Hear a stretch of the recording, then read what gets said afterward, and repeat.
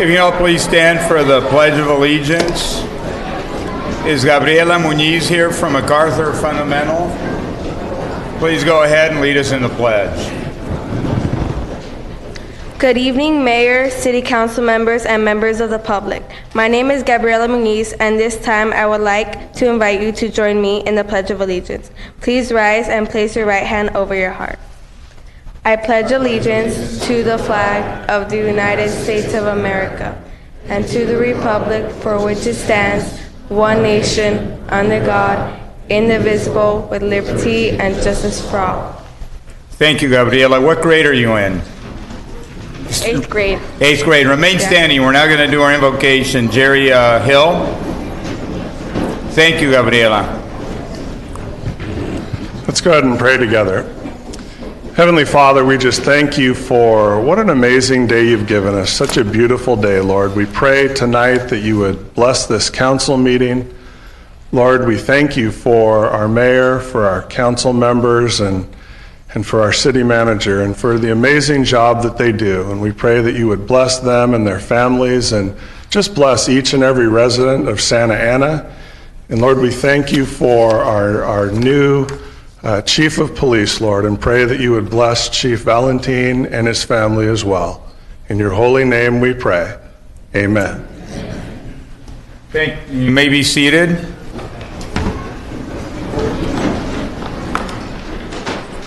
Mayor Pro Tem Martinez, followed by Councilmember Solario, and then Councilor Tinajero, followed by Councilmember Villegas. Let's go ahead and start with our presentations. National Women's History Month. Please go ahead, Mayor Pro Tem, you have the floor. You could call the ladies up, Mr. Mayor? Yeah, can members of the National Women's History Month that are here to be recognized come on down, please?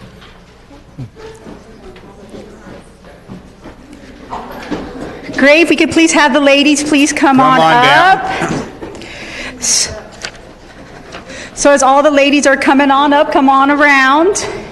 Every year since I've been elected to this city council, I have the great opportunity, and last year actually, is it a year ago? Yeah, our council member Angie Amesca was here and we did it together.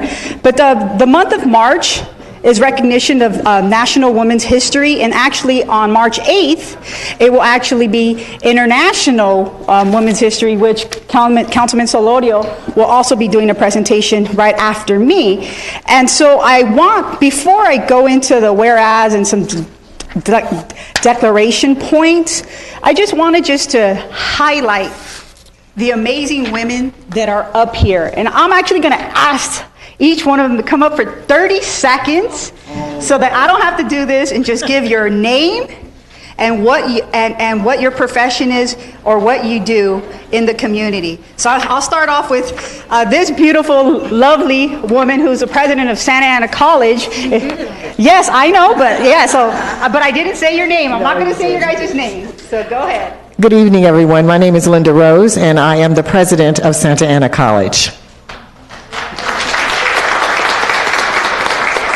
Good evening. My name is Connie Hamilton, and I do various things around the community, including Connect to Council, where we do incredible things for the people, hooking them up to the council, candidate debates, etc. So anyway, thank you for coming.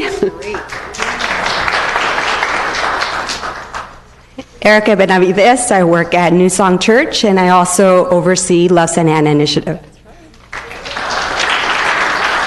Buenas noches, Inés González. I'm the director of the Latino Communications Institute at Cal State Fullerton.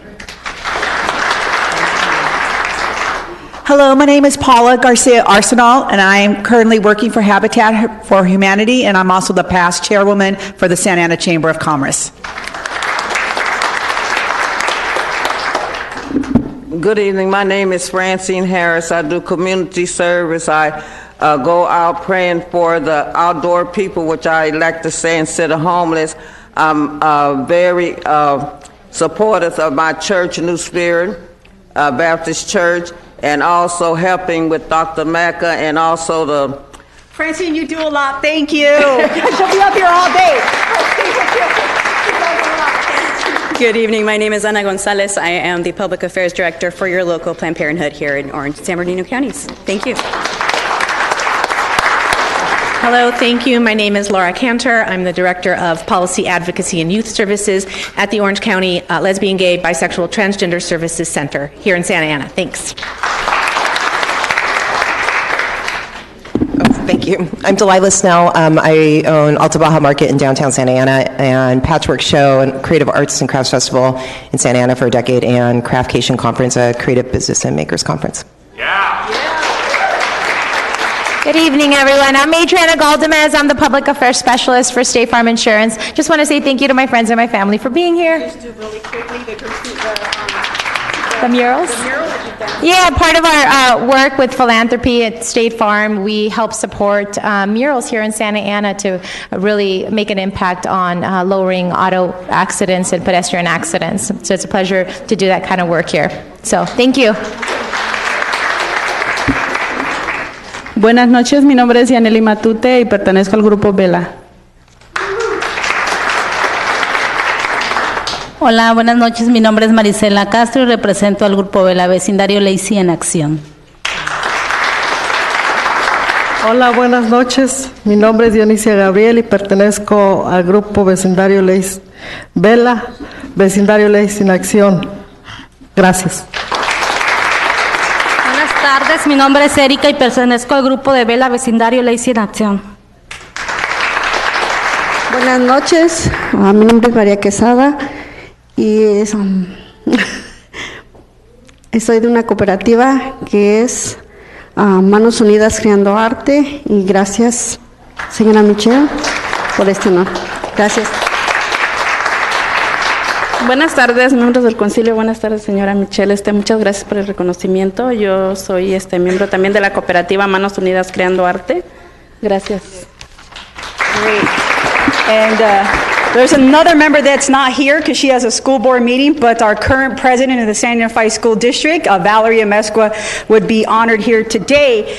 And so as we honor National History Month here in this community, it's with great pride that I'm able to bring up these ladies and the amazing work that they are doing in this community, whether it is a passion to give back through their church or their passion to bring people together, to do, I Love Santa Ana, the Santa Ana initiative that Councilman Benavides put together, and now his beautiful wife is leading the way, and I think she's doing a better job than you when you first started, because I see a lot of people everywhere when I have yet to be able to go, because every time you guys have had it, I've been out of town, and so hopefully this year or next year we'll be able to coordinate. But the amazing work, and when I'm able to see some of these women, whether you're from Santa Ana College and the amazing work that you all are doing, or Connie would connect to council and bringing neighborhoods together to interact with this city council, or it's from Cal State Fullerton and the work that you're doing with our kids. Most people don't realize that most of the students from Cal State Fullerton come from two major cities here in Orange County, from Santana and the city of Anaheim. Literally Cal State Fullerton has over 45,000 students, and so that's just to say the amazing work that they're doing for our students here, and the Chamber of Commerce to lead the way as a woman of that Santa Ana Chamber, and the tremendous work that you did, Paula. And then, our worker cooperatives, these women day in and day out, they continue to want to give back not only to this community, but they're helping themselves with upward mobility and creating new businesses so that they can make sure that they can help support their families. And then we have another organization called Vela that is out there of moms encouraging each other to work together to improve their neighborhoods and to improve their lives and their children's, and holding city council accountable. And then as I go down the list and you look at Laura Cantor, who is really being a champion and a fighter for those students. And we have many of our students here in the Santa Ana Unified School District and through all our city who are LGBT and need a voice, and she's been able to be that fighter and that voice. And then we look at Delilah Snell, and you look at her tenacity to start a business, knowing, and we all know that when you start a business, sometimes you succeed and you don't, but this woman is working early in the morning to late hours and is committed, but more importantly, she has been doing something for over a decade and giving back in really the creative class. And I have to say that we wouldn't have this creative class and what we're seeing here and the momentum in this community if it wasn't for your idea 10 plus years ago, Delilah, and really wanting to make sure that we brought Patch here, and how many folks you have been able to bring to this community every single year to see what really Santana is really about. And then when I look at Adriana with State Farm and working with our police departments, working with our schools, to making sure that we're able to promote safety and work with our community and our seniors. We did an amazing mural at our senior center. We taught them how to paint and created a lot of ownership. And then and you look at our seniors and you look at Ms. Francine Harris, who continues every single day of her life to wanting to give back and to helping those who are at the senior center to have a voice. She has been that person that has been representing our seniors here in this community for many years, and she continues to do that. And so as I talk about all these amazing women, we have a lot more women in this community who continue to lead, whether it's in small business, whether it's making sure they're able to help their families, but more importantly, that they're doing it in a united front. And so I want to thank all of them and give them a round of applause for the amazing work that you all have done for Santa Ana. And so I just want to just end with this, and then we'll go ahead and get out their certificates. In 1987, Congress declared March as National Women's History Month. National Women's History Month celebrates the many economic, social, cultural, and political contributions that women have made in the United States. Women of every race, class, and ethnic backgrounds have played a key role in securing the growth and prosperity of the United States. And definitely these women behind me definitely represent that every single day. And so it's an honor to recognize them. I'm going to call their name and then just give them, and then we're going to take a picture so the next person of our city council can come up. So let me do that. So of course we don't, Valeria Mesqua, we'll go ahead and get that to her later, but Reina Artero, Reina. Felicidades. Erika Benavides. Marciela Castro. Adriana Galdamez. Paula Garcia, astronaut. Did I pronounce that right? I know no one probably does, right? Yeah, it's not easy. Donica Gabriel. Ana Gonzalez. And I forgot to mention, this woman helped with various others put the Woman March together, and so I want to thank her and Planned Parenthood for having an amazing, amazing partnership with our city to have something that was very safe and something that was really historical, not just year one, but year two that we just had. Thank you, Ana, for your leadership. Inez Gonzalez. All right. Connie Hamilton. Of course. Francine Harris.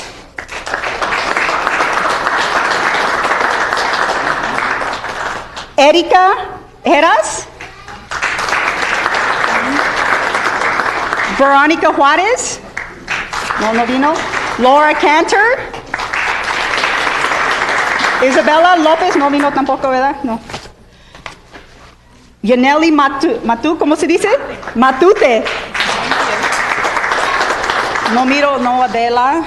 Laura Pantoja tampoco. Laura, no. Isri Ramos, no. Dr. Linda Rose. And I love the campus. Amazing work. The rock star Delilah Snell. Maria Quesada. Maria. There we go. And I think that is it. The rest of them are not here. And so let's just give these ladies another round of applause, and let's take a picture. Oh, closer? Okay, yeah. They want us to come closer. put your arm around us all, Michelle.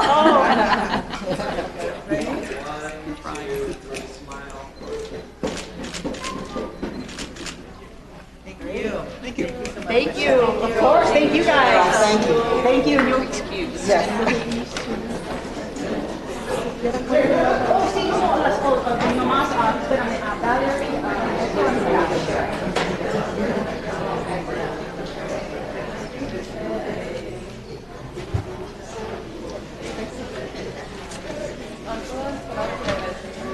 No.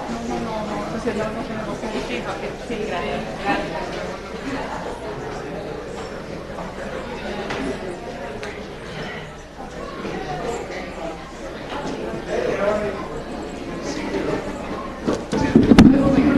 I'll go ahead and start because I know our mayor's talking with staff.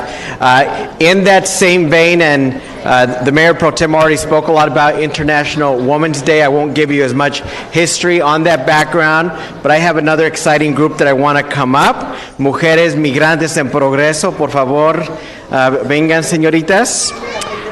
We have many outstanding groups, formal and informal, in our community, and I've been really pleased and honored this past year to have found some outstanding leaders, immigrant women, that wanted to begin to form and help one another, and so we have them coming on up. Some of the members that are here from this group are Dolores Almares, Ana Tutila, Mireya Castrejón, María Merlán, Heidi Navarrete, Marta Martínez, y Karime Calisto.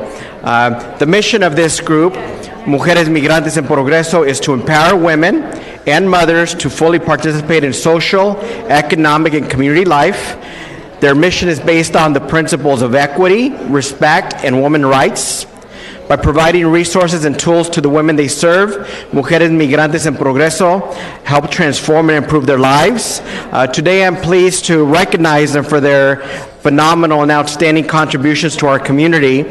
They've been helping with small business development programs, both with the city as well as with the Mexican Consulate's office. They've been promoting personal health, including mental health. They've been helping individuals in need here in California, but also in Mexico. They've been helping, particularly with the earthquake that occurred in Mexico DF. They've been helpful with that.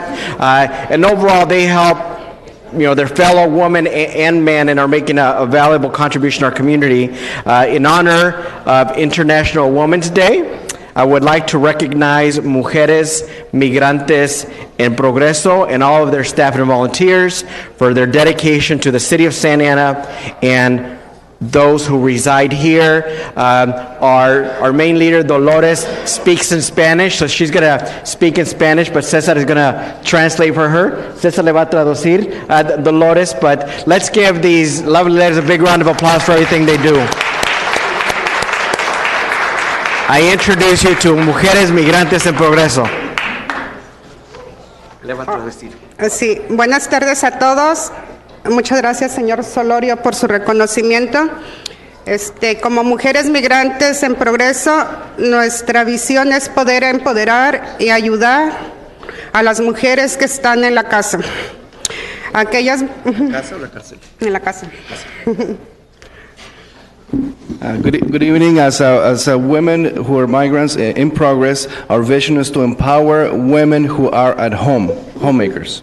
Dice, Mujeres Migrantes en Progreso fortalece la capacidad del desarrollo integral de la mujer con las dificultades sociales, económicas, capacitándolas y desarrollando en ellas diversas habilidades, destrezas y talentos y valores. Y pues Mujeres Migrantes en Progreso hemos tenido la bendición de poder tener el apoyo del señor José Solorio, en el cual nos ha apoyado a nosotros como mujeres. Cuando muchas personas nos dijeron que no se podía, que no creían en nosotros, en nuestro proyecto, él nos dijo, sí, creo en ustedes. Y gracias a ese apoyo hemos sido autosuficientes, hemos aprendido diferentes habilidades, con el apoyo de parques y recreaciones también, Con el apoyo del condado en salud mental, hemos podido entrenar a más mujeres para que obtengan su certificado de primeros auxilios en salud mental. Motivamos a las mujeres para que sigan participando dentro de los distritos escolares, apoyando a sus hijos para que esas madres puedan tener más entendimiento, más conocimiento sobre lo que es el rendimiento académico de sus hijos. Y así, con diferentes recursos que nos brinda la comunidad, nuestra visión es poder empoderar cada día más mujeres para que sean más autosuficientes, para que sean líderes en la comunidad, para que tengan más aprendizaje y sean autónomas y sean unas mujeres 100%, ya que si la mujer está bien, una familia va a estar mucho mejor. Gracias, gracias.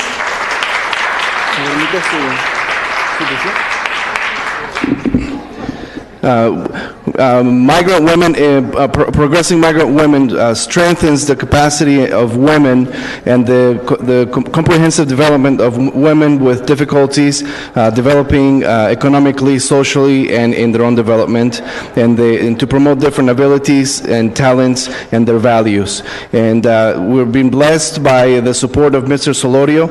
He supported us women when many people said no. He believed in us. He believed in our project to make self-sufficient women, to build on skills. Also, thanks to the Parks and Recreation Department for the support. We've developed on mental health issues, and they have certificates in mental health first aid. The moms are more involved in school district activities. They learn about academic achievement of their students, and from different resources, how to empower women to be self-sufficient, to learn more, to be more independent, to be at 100%, because we know that when the woman is fine, the family is fine as well.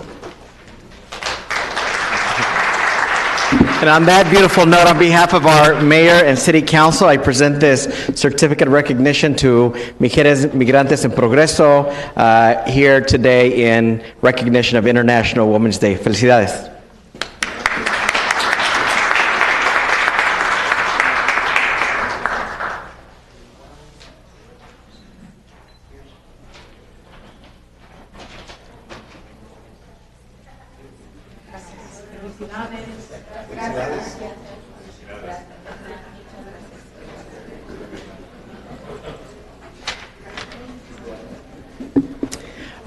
Next, this is a really fun group because, some of us love our hair, right? And that's not, it's International Women's Day, and, women love their hair and like to make it look nice, but men do as well, and so do as well as teenagers, on all sides. And so today it's a real honor to recognize Santa Ana-based company for their amazing work in the community, their amazing commercial contributions, and that is Suavecito Inc. We have some great representatives, project manager Denise Aguilar, Sandra Gonzalez, Rachel Dinsdale, Janelle Valencia, Brianna Calderon, and Lydia Bailey. Please come on up. Let's give them a big round of applause. And they have some other company reps as well. And I hope you've seen the logo of, the skeletal individual with the big hair and the pomade. Some of you might know Suavecito Inc. started in 2009 by the Adame brothers. After 5 years of experimenting with pomade recipes in the family breakfast nook, the brothers had a company with 13 employees and a hair product that sold for $10 a can in thousands of barbershops as far away as the Netherlands, Thailand, and very, very far across the border in Mexico. They do very well in Mexico as well. The name translating in English as smooth is credited to a friend's aunt who, on their way out of their house one day, with their hair all nicely done, the aunt playfully said, "You all guys, look at you guys looking all suavecito." Look at you guys all looking Suavecito. Suavecito prides itself in making amazing hair pomades that are water soluble, but hold like wax and a fine line of shaving and grooming products. They started off as a men's line of products, But I was excited when I heard they had a woman's line because I thought, this great company needs to share their work and their value with women. And they created a woman's line, Suavecita. And it has taken off, as you can imagine, as well.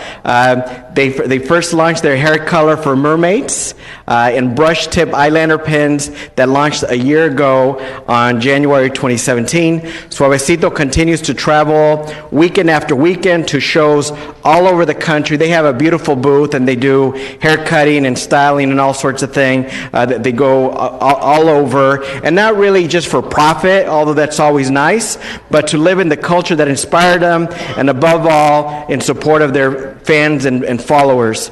They currently have over 580,000 Facebook followers. Pretty amazing.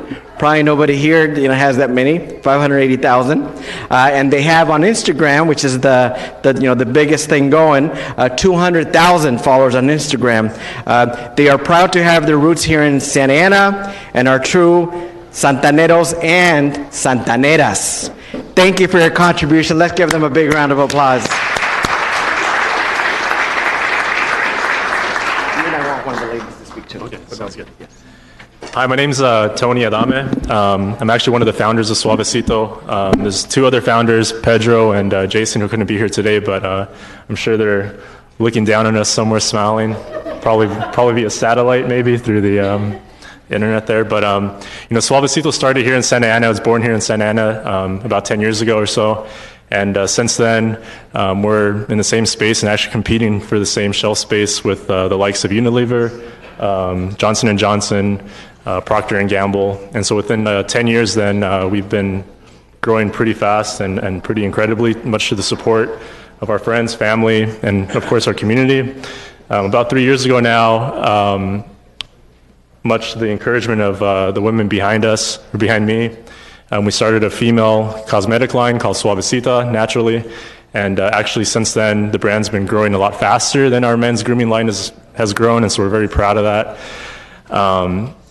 And before one of the girls come up here, I guess I can finish with this. About 20 years ago or so, the city of Santa Ana, through Parks and Recreation, took 3 boys, underprivileged boys from Santa Ana, and taught them how to fish. And since then, those 3 boys have been continuing to use those skills to try to feed that same community. We try to use those skills to also empower people around us, including these women, try to teach them how to fish.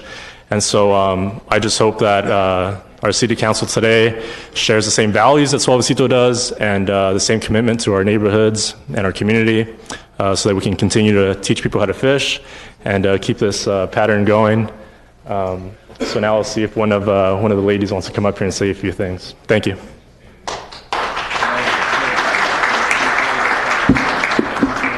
Hello, everybody. My name is Denise Aguilar. I manage the Suavecita brand along with all these lovely ladies back here. So like you mentioned, Suavecita started in 2014. And I think when the guys kind of, started it, they almost thought of it as like, women shop a lot more than guys. So if there's a women's line, the woman will pick up the product and see, oh, hey, there's a guy's line. So in the hopes that the brand can grow in that aspect. But like he mentioned, it kind of took a life of its own in the sense that we all got really excited and we were really involved into trying to make, a lot of, stuff that's available for us. And yeah, we're really blessed to, I think, be a part of this company. Everybody that works with us. It's very cliche to say, but we really all do treat each other as family, and a lot of us still hang out, outside of work, and it's a really good bond that we have. So I want to thank you guys for giving us this opportunity to come and share a little bit of the company. Cool. Thank you. So it's an amazing story. So everybody, ladies and gentlemen, go out and buy your Suavecito or Suavecita products. The other connection that I want to make, and Councilmember Benavides made the case a little bit stronger, Parks and Rec reaches a lot of youth in our community. And some of the people they reached was the 3 original Adame brothers that started this program, and they were part of many Parks and Rec program. And so Parks and Rec, helped nurture them, and it's turned into this amazing success. So thank you, Parks and Rec Director Gerardo Moet and the rest of the Parks and Rec team. On behalf of our mayor and city council, a certificate on behalf of the city of Santa Ana. Felicidades.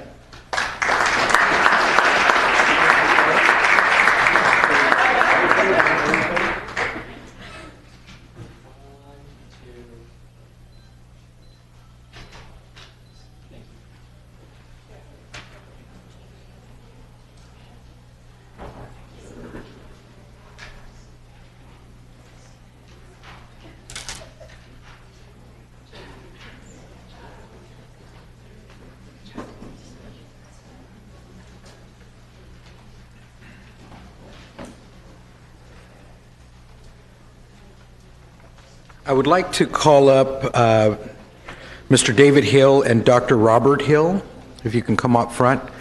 I think, was it Councilmember Benavides who said that his nickname in college was Suavecito? They used to call him Suavecito in college? What did you used to do?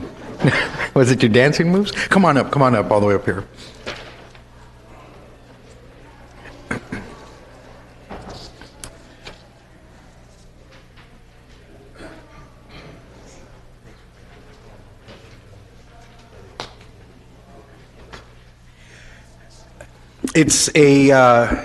It's an honor tonight. It's also a bittersweet honor to talk about this individual that we're going to be creating a proclamation for and naming March 6th after her name here in the city of Santa Ana. This individual was a lady by the name of Barbara Ann Lawrence Hill.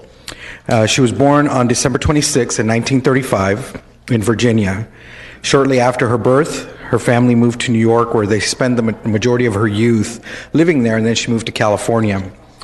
She was educated, education being the cornerstone of her aspirations. She enrolled at Santa Ana College and graduated in the class of 1953. She also went on to Cal State Los Angeles and graduated there as well, and then began to teach here in the Santa Ana Unified School District in 1962. So why do I bring this up to you today? She was the first African American teacher to ever be hired in the county, in Orange County. And she taught for many, many years. The reason why it's it's a special day for me, she was my second grade teacher. And I don't want you to just tell you that she was my second grade teacher. I'm going to tell you a story. So I was in second grade. Back then, in the 1970s, Santa Ana looked different. I don't know if you've noticed, but I'm a little darker than most Latinos, right? And that's all right. I'm good. But back then, I would be made fun of. And this is why I've talked about having diversity and teacher hiring, because she caught on to that. She saw the kids making fun of me, and so she came over and said, Salvador. She used to call me Salvador. She said, Salvador, come here. So I walked up to her, and she says, look at me and look at you. I'm darker than you. I said, uh-huh.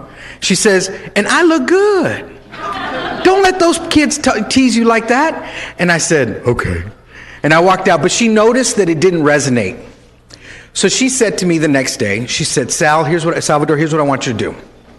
I'm going to bring my records from home. We have a record player here in the classroom. Invite 4 or 5 of your friends, and you guys can come and eat lunch here and listen to records. So I invited 4 or 5 friends. After a while, we started having a little dance contest. After a while, we started telling other kids what we were doing, and other kids wanted to show up. So they asked Ms. Hill, can we come in at lunch with all the other kids? And Ms. Hill said, no. You need to ask Salvador if permission to come in, because this is his club at lunch. So kids would come up to me and they'd say, hey, can I come in? And I'd say, you know what, you were making fun of me today, man. I can't have that. But if you're cool, I'll let you come in tomorrow. Before we knew it, more than half of the class was there in lunchtime. Other kids from other classes were in lunchtime. We were dancing, having a good old time, doing the worm, doing the robot. You know how we did it back in the 1970s. What I didn't know, and later I reflected on, was she spent every lunch in her classroom, because when she would go to Diamond Elementary to go have lunch at the cafeteria, other white teachers would get up and leave, So she created her own space in her own classroom. But it didn't just stop there. She knew that there were things that I was going through. So every day, it didn't matter, but somewhere during the day, she'd always say, Salvador, you just look so handsome today. And I can't tell you how much that did for me. I've spoken about her to my kids. I've spoken about her to other students. I've spoken to her about her to other classmates while I was getting my teaching credential. And one day, I'll never forget this, I saw this lady, we connected eyes, and I said, I need to go talk to her. And I went to go talk to her, and I said, I know you. She says, no, I know you. I said, well, where do you know? And we start going through names. And she says, do you know Barbara Roeder Hill? And I said, whoa, time out. Did she teach at Diamond Elementary? She said, yeah. I said, is she still alive? She said, yes. I said, well, can you give me her phone number? She says, no, because she had to change her name because she was being harassed for being the first African-American teacher in Orange County. So she's very private. She says, but she goes to the church on the Baptist church on 2nd and Bristol. So I told my young sons and my wife, we're going. And I'll never forget my kids, this is how much I've talked about her. I'll never forget my kids saying, where are we going? I said, we're going to church. And they said, which one? I said, we're going to church because we're going to find my 2nd grade teacher. You know, the one that let me have the little club at lunch? And they knew. So I get there and we go to the church. The pastor says, is there anybody here who's visiting? So I raise my hand and I get up. And I told the pastor, the reason I'm here is because I've been trying to find my 2nd grade teacher for 20 years. And my kids know about her, my wife knows about her, and I want to be able to say thank you because what she did for me changed me forever. And I said, Miss Barbara Hill, are you here? And I was looking over here, and she stood up over here, and we walked towards each other, we hugged, we cried, and it was just a wonderful moment. The second most amazing moment with her was, I'm on the 55 freeway, and something tells me, it's right before, 3 days before election night in 2008, and I heard that was when Barack Obama was running for office, and I heard there was going to be long lines at the voting booth, and something said, get off the freeway. I get off the freeway to go vote early. I'm at the registrar of voters, and I'm filling out my card, and I get a little tap on the shoulder, and it's Miss Barbara Hill. And I said, Miss Hill, what's going on? And so we start talking, and I said, isn't this exciting? And she says, yeah, you know, Sal, it's exciting. She says, enjoy this history. I said, the only thing that worries me, Miss Hill, is I'm worried that someone might hurt him. And she says, Sal, let me tell you something. I've been through the civil rights movement. It wasn't my generation nor your generation that's electing this president. It's the youth. And they're the ones that are saying this is the change we want. And a bullet can't stop that. And I told, once again, here I am in my 40s, and she's still teaching. And I said, Miss Hill, I'm going to tell you this. It is an absolute honor for me to cast my vote for the first African-American president in the United States alongside with you. And then finally, we were both inducted to the International Teachers Hall of Fame together. So this woman has...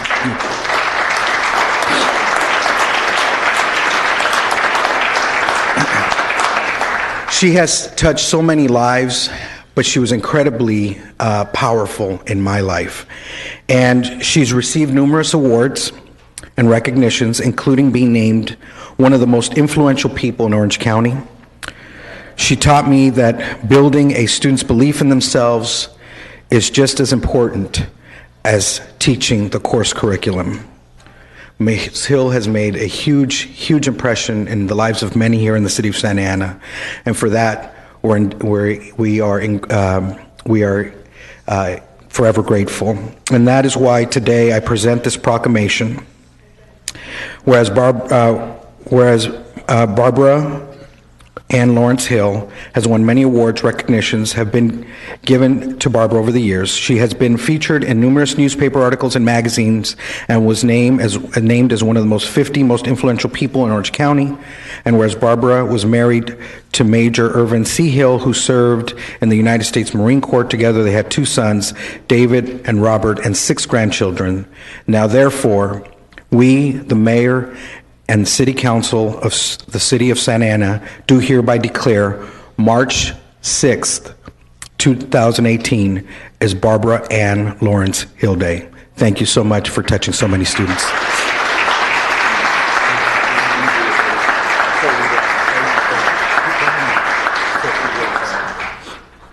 Well, on behalf of our family and Salvador,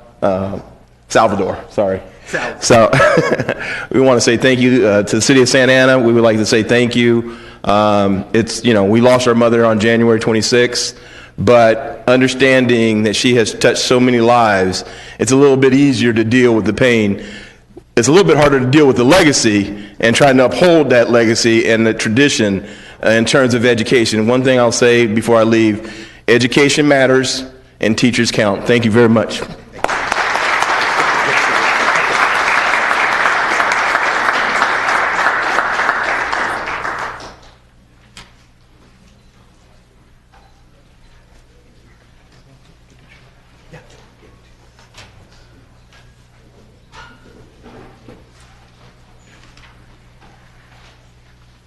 If I could have the folks from Relámpago del Cielo please come join me up here, and Councilmember Benavides.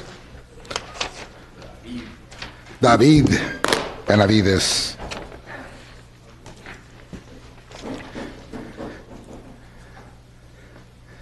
This is a very, very special ballet folklorico that's been in the region for a very, very long time, founded in 1975, very well known here. They have performed in many areas, in many venues. They've also performed at California Adventure and for the movie Coco.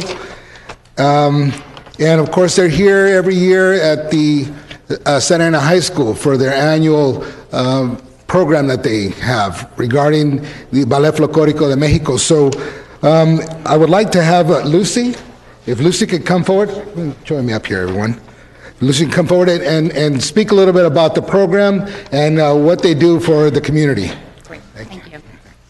Thank you, Councilman Villegas and the City of Santa Ana. I'd also like to invite Marlene to come up here with me, but it is our great pleasure to be here today. Relámpago del Cielo has been in the Santa Ana community since 1974, so we have a long history of really providing cultural arts, entertainment, dance, music, folklore, and we're really proud of the work that we do. We have our roots that started here in Santa Ana. Marlene Peña-Marín is our artistic director, and the founder of Relámpago del Cielo was her mother.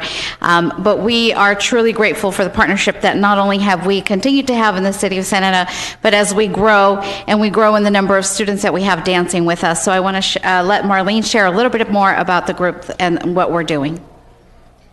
Thank you, Lucy. First, I want to thank Mr. Benavides and Mr. Villegas and the City Council members for this wonderful recognition. Relámpago was born and raised here in Santa Ana. It was a group of college students taking classes at Santa Ana High School, or not Santa Ana High School, I'm sorry, Santa Ana College. So in our lessons and what we're sharing with the students is, even at a young age, your passion, your dreams matter, and you can make something out of them. We never dreamed that we would be here 40-some plus years later, but we're thrilled and excited that we've been able to grow our program and expand our program, that we're reaching hundreds of students within the community, within Orange County, Riverside, San Bernardino counties, LA County, come in, drive in here to take classes within our studio. So we're super proud. As Mr. Villegas said, we also never thought that we would grow to a level where we would be invited to be part of shows at Disneyland Resorts and California Adventure with their Viva Navidad and now the new Coco show. We were thrilled to see Coco win the Academy Award on Sunday and to see folklorico dancers on that stage. It was huge for our art and our dance form. But more importantly, the message is what we're teaching the youth in our community about the importance of carrying on your tradition, about your culture, about your heritage.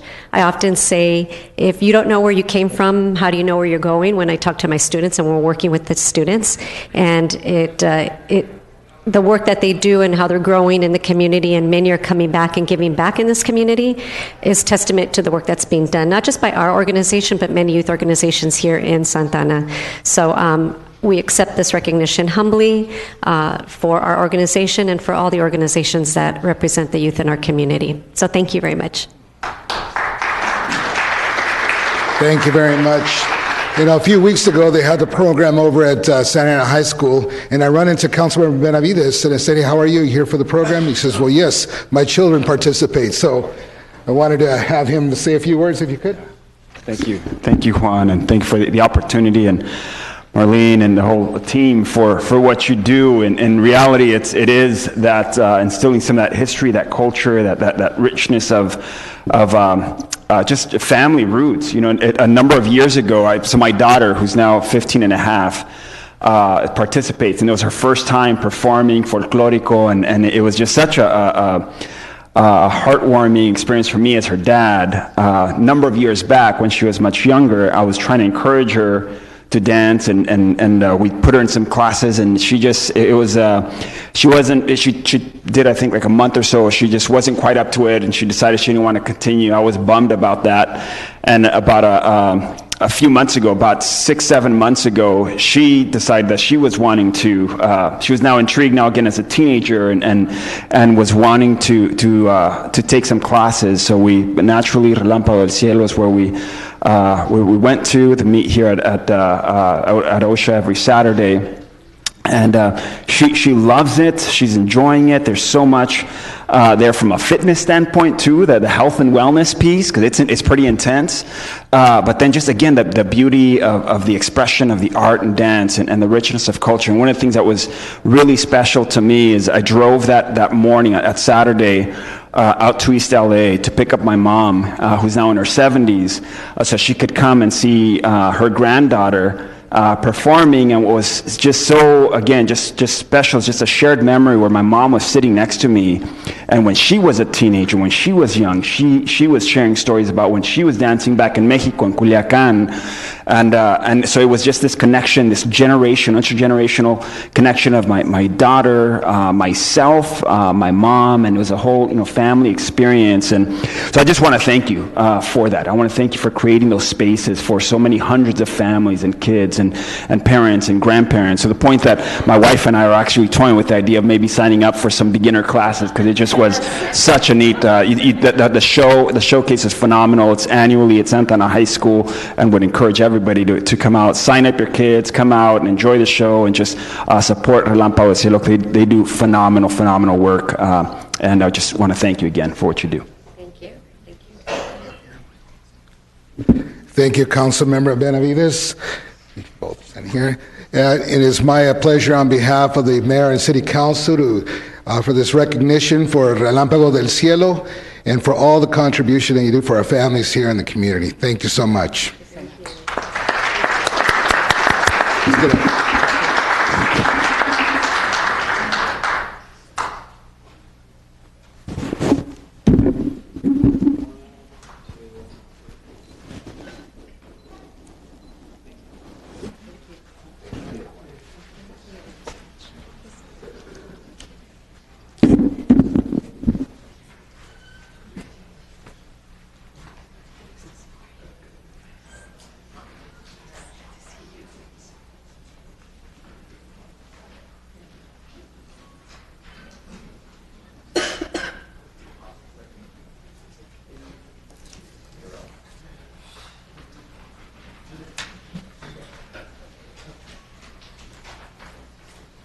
Here comes our mayor. If we can please have our city attorney, please join us. Thank you. As our mayor's coming up, Mr. Mayor, I'm not sure. Sure. What do you want to do? Do you want to get input from our city attorney as she's walking in? Yeah, let me ask City Attorney if there's anything to report out of closed session, please.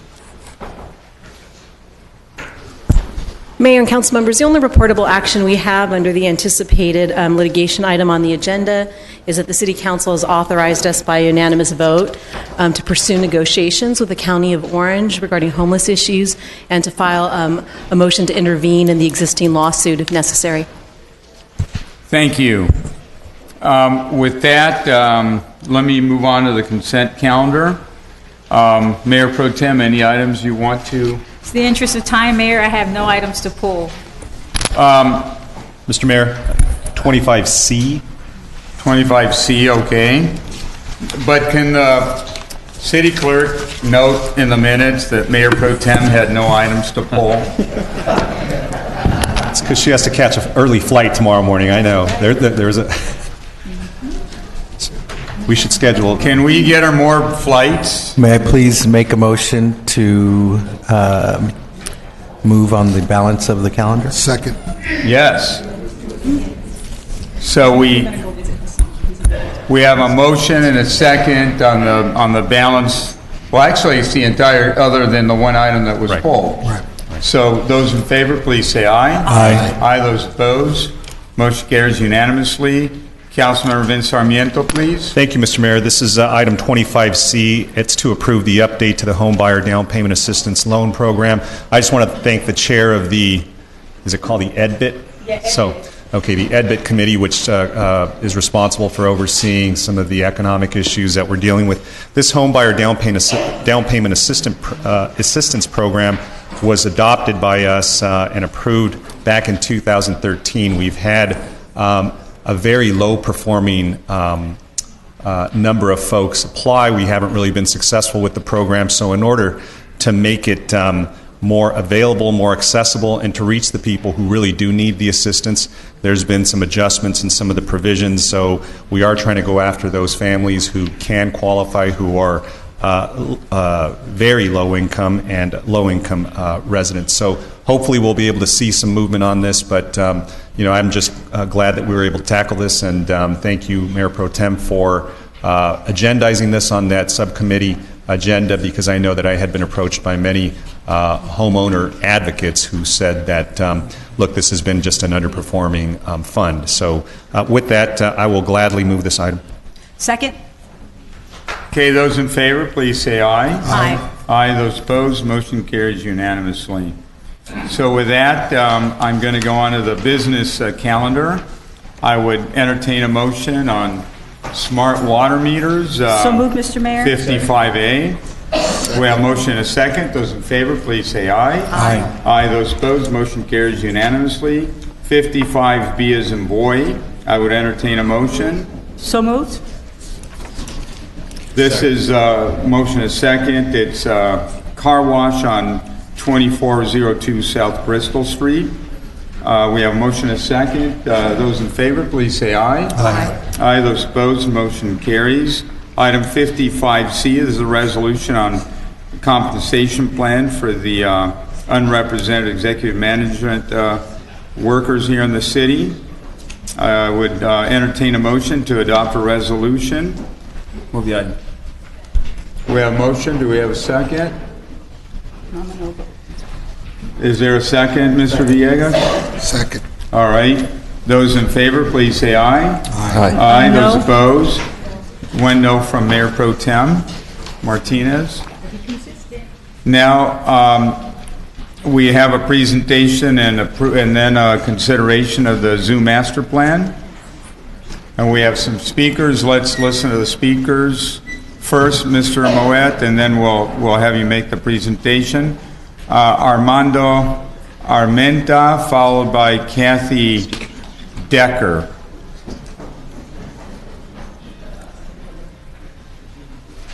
And then after Kathy, we have Michelle Lervison.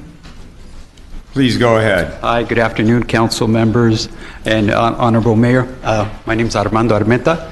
I'm here as part of the Friends of Santa Ana Zoo board member for the past 10 plus years.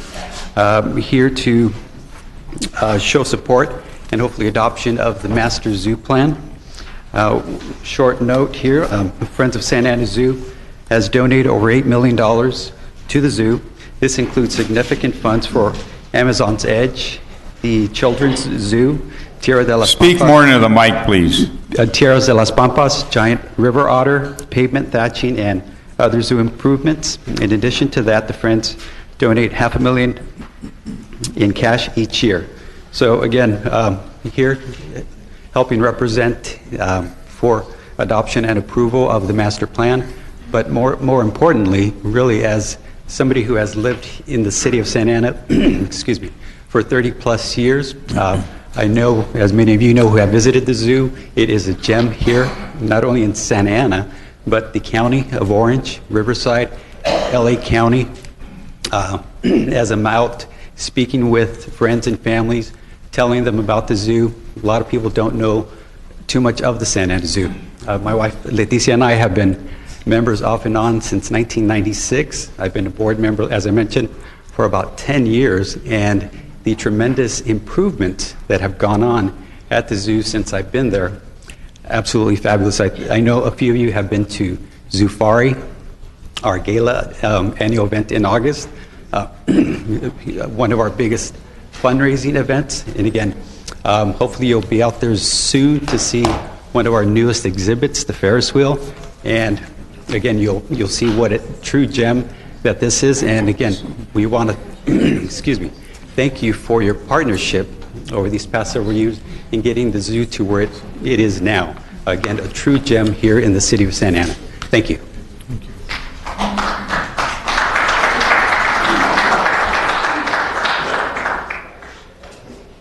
Hi, I'm Kathy Decker, the Executive Director for the Friends of Santa Ana Zoo. I know many of you. I've been at the zoo for over 20 years. I live in Santa Ana.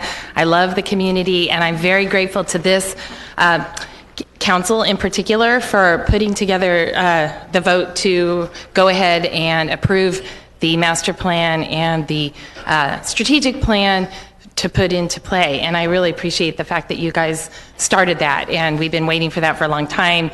Love Santa Ana, love the zoo. Hope you guys vote for it. Thank you so much. Thank you, Kathy. Michelle, followed by Lauren. Good evening. Can you hear me? Yes. Okay. My name is Michelle Levison. I'm been 2 years on the board.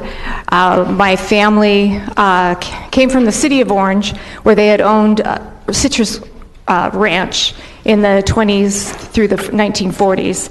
And I just want to say FOSAS is so appreciative to be included in the process of the master strategic plan as a non-city advocate, myself, and some of the board members. FOSAS is excited about the collaboration energy to support the city of Santa Ana and the Santa Ana Zoo. The FOSAS board is made up of a community of 9 men, 10 women members from Orange County with diverse backgrounds. We have a few members that are Santa Ana locals, and we hope to vote in a new member on Tuesday's next board meeting as another Santa Ana local. The FOSAS board committees are made up of many Santa Ana locals, and 50% of the FOSAS staff live in Santa Ana. The FOSAS board members and the FOSAS staff have been able to be part of the master strategic plan process through the following. The consultants have presented status updates at board meetings and through VISTA and other committees. The city zoo director and FOSAS are working with the AZA mentor to help facilitate the reapplication process for accreditation, and are also working with a zoo advisor for the giant river otter and master strategic plan. FOSAS executive director and the executive FOSAS president and vice president are working with the city of Santa Ana director and the city of Santa Ana Parks and Recreation director to coordinate efforts regarding the master plan and the strategic plan implementation, and includes accreditation and sustainability as a municipal zoo. This team's focus is to collaborate and look externally within our community to leverage different resources for the zoo, and will not be redundant in efforts by the FOSAS Vista Committee, but a level above. FOSAS is committed to the future success of the city of Santa Ana and our collaborative efforts to empower the zoo. The Santa Ana Zoo at Prentice Park is a city treasure and has a valuable impact on the community, the animals, and all the visitors who get to spend time outdoors. Michelle, if you could please wrap up. Thank you. Sure. Anyway, we're appreciated to be part of the process. Thank you. Thank you. Lauren?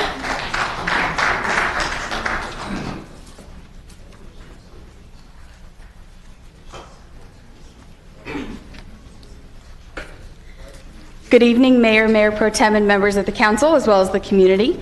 I stand here today before you not only as a person who came to the Santa Ana Zoo when I was a small child, brought my grandparents who live locally, but also now as a current resident of the city of Santa Ana and as a proud staff member as the zoo education specialist at the Santa Ana Zoo. I just wanted to kind of give a little picture into the community that I'm seeing that comes regularly to the zoo. We have a community that either recognizes and loves the zoo and has for the past 60 plus years, or a community who has not heard that we have existed for the past 60 plus years. And to me, that's a tying shame. It was a pleasure to come and a joy to come to the little zoo with all of the monkeys brought by my grandparents when I was little. And now it's a joy and a pleasure to be an employee at the Santa Ana Zoo as the education specialist. I have the pleasure of reaching out personally to local teachers, local students, and those parents that are coming and bringing their children to the zoo. I've attended many community events and love our invitation as our part of the city of Santa Ana to events like the Dia de los Niños that takes place at the library, as well as Cinco de Mayo festivities. And it's a pleasure to be able to say that the third Sunday of every month is our gift to the residents as free admission to the Santa Ana Zoo. Looking forward, I really do appreciate and I hope that you will vote in favor of approval of the master plan as well as the strategic plan. It comes from the big cooperation between the Friends and the city, and we look forward to your support for another 60 plus years. Thank you, Lauren. Brian Solis, followed by Rip. And I see Rip here. Welcome. Hi, good evening. My name is Brian Solis. I live in Santa Ana, born, raised, very excited to be here tonight. I went to Santa Ana School District schools, and I'm a very proud product of Santa Ana. I've been now working at the Santa Ana Zoo for almost 5 years. In April will be my 5-year anniversary. Congratulations. Thank you. Before that, I was a volunteer for 4 years, working with and alongside our volunteers and event staff, making sure that our guests have a wonderful time when they come into the zoo.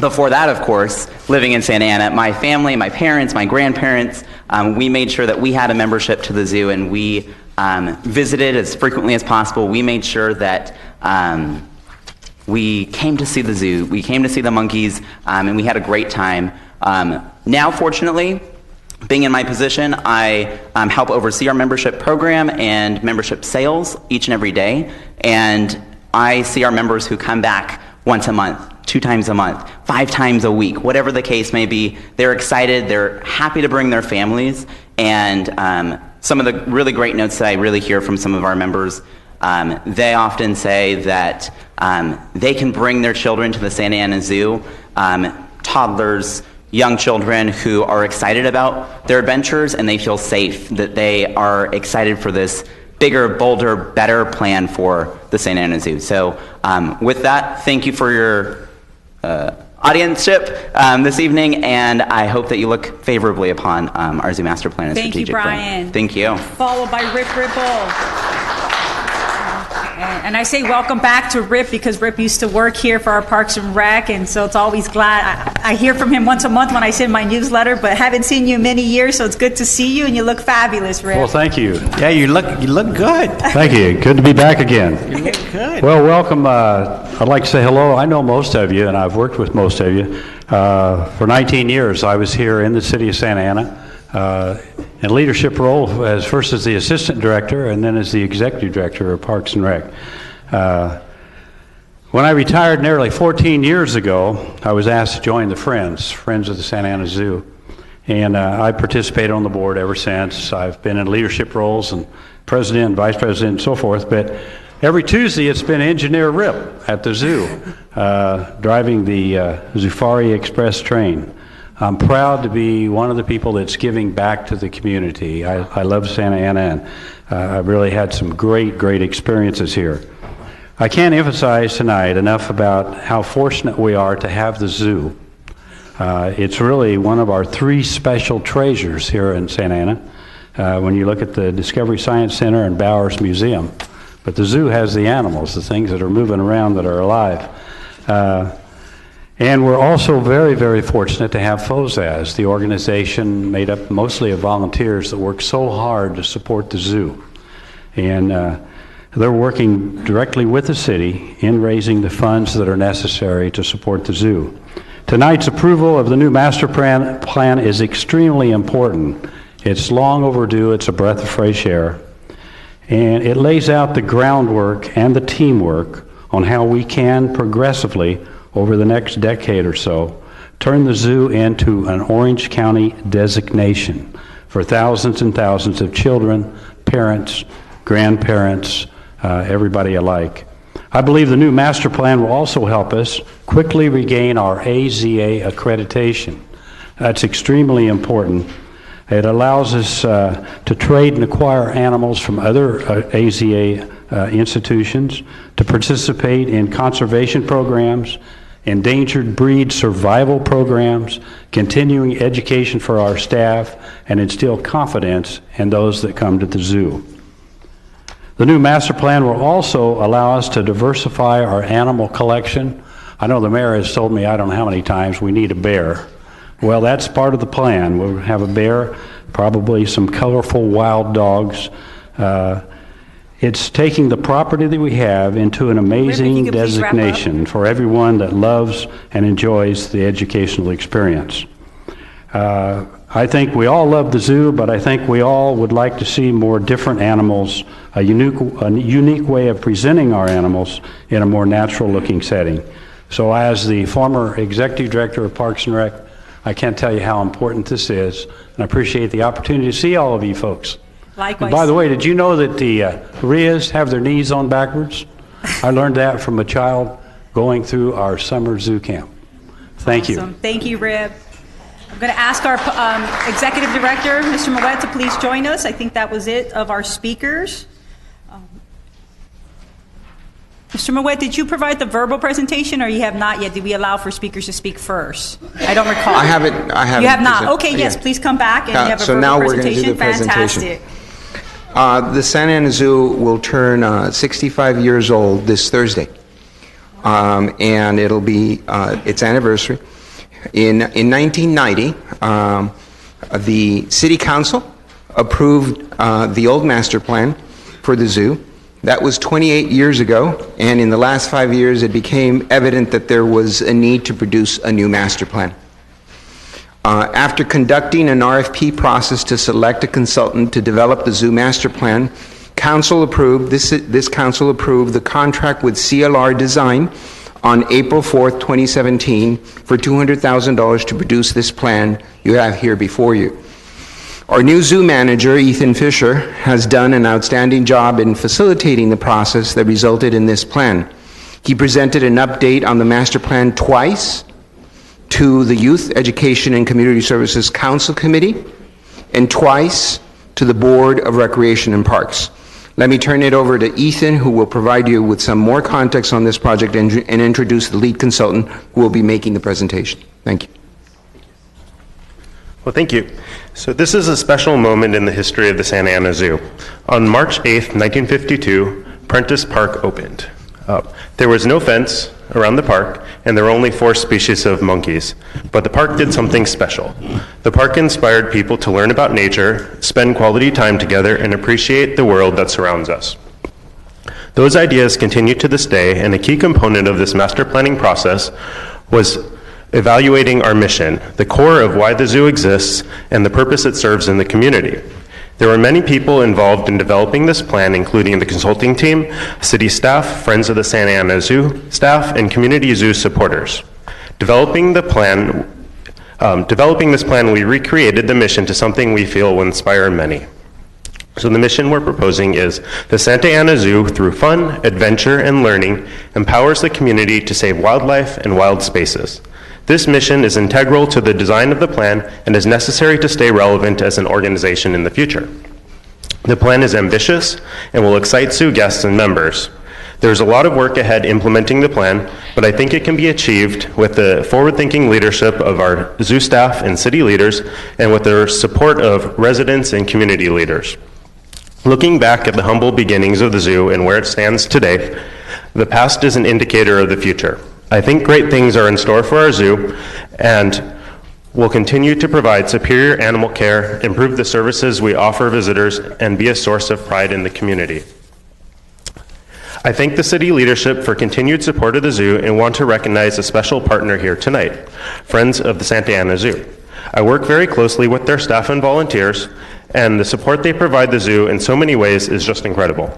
So I want to recognize Kathy Decker, the executive director. We also have Michelle Levison, the vice president, Armando Armenta, the secretary, and Rip Ribble, who's one of the board members. We also have Fosa staff and city staff and community zoo supporters here tonight, and we have our Greg representing our consultants from CLR Design and Zoo Advisors, which have led us through the entire 8-month planning process, and Greg is going to share a brief presentation on the master plan process.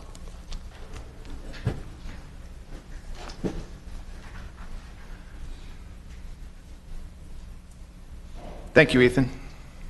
Is this presentation?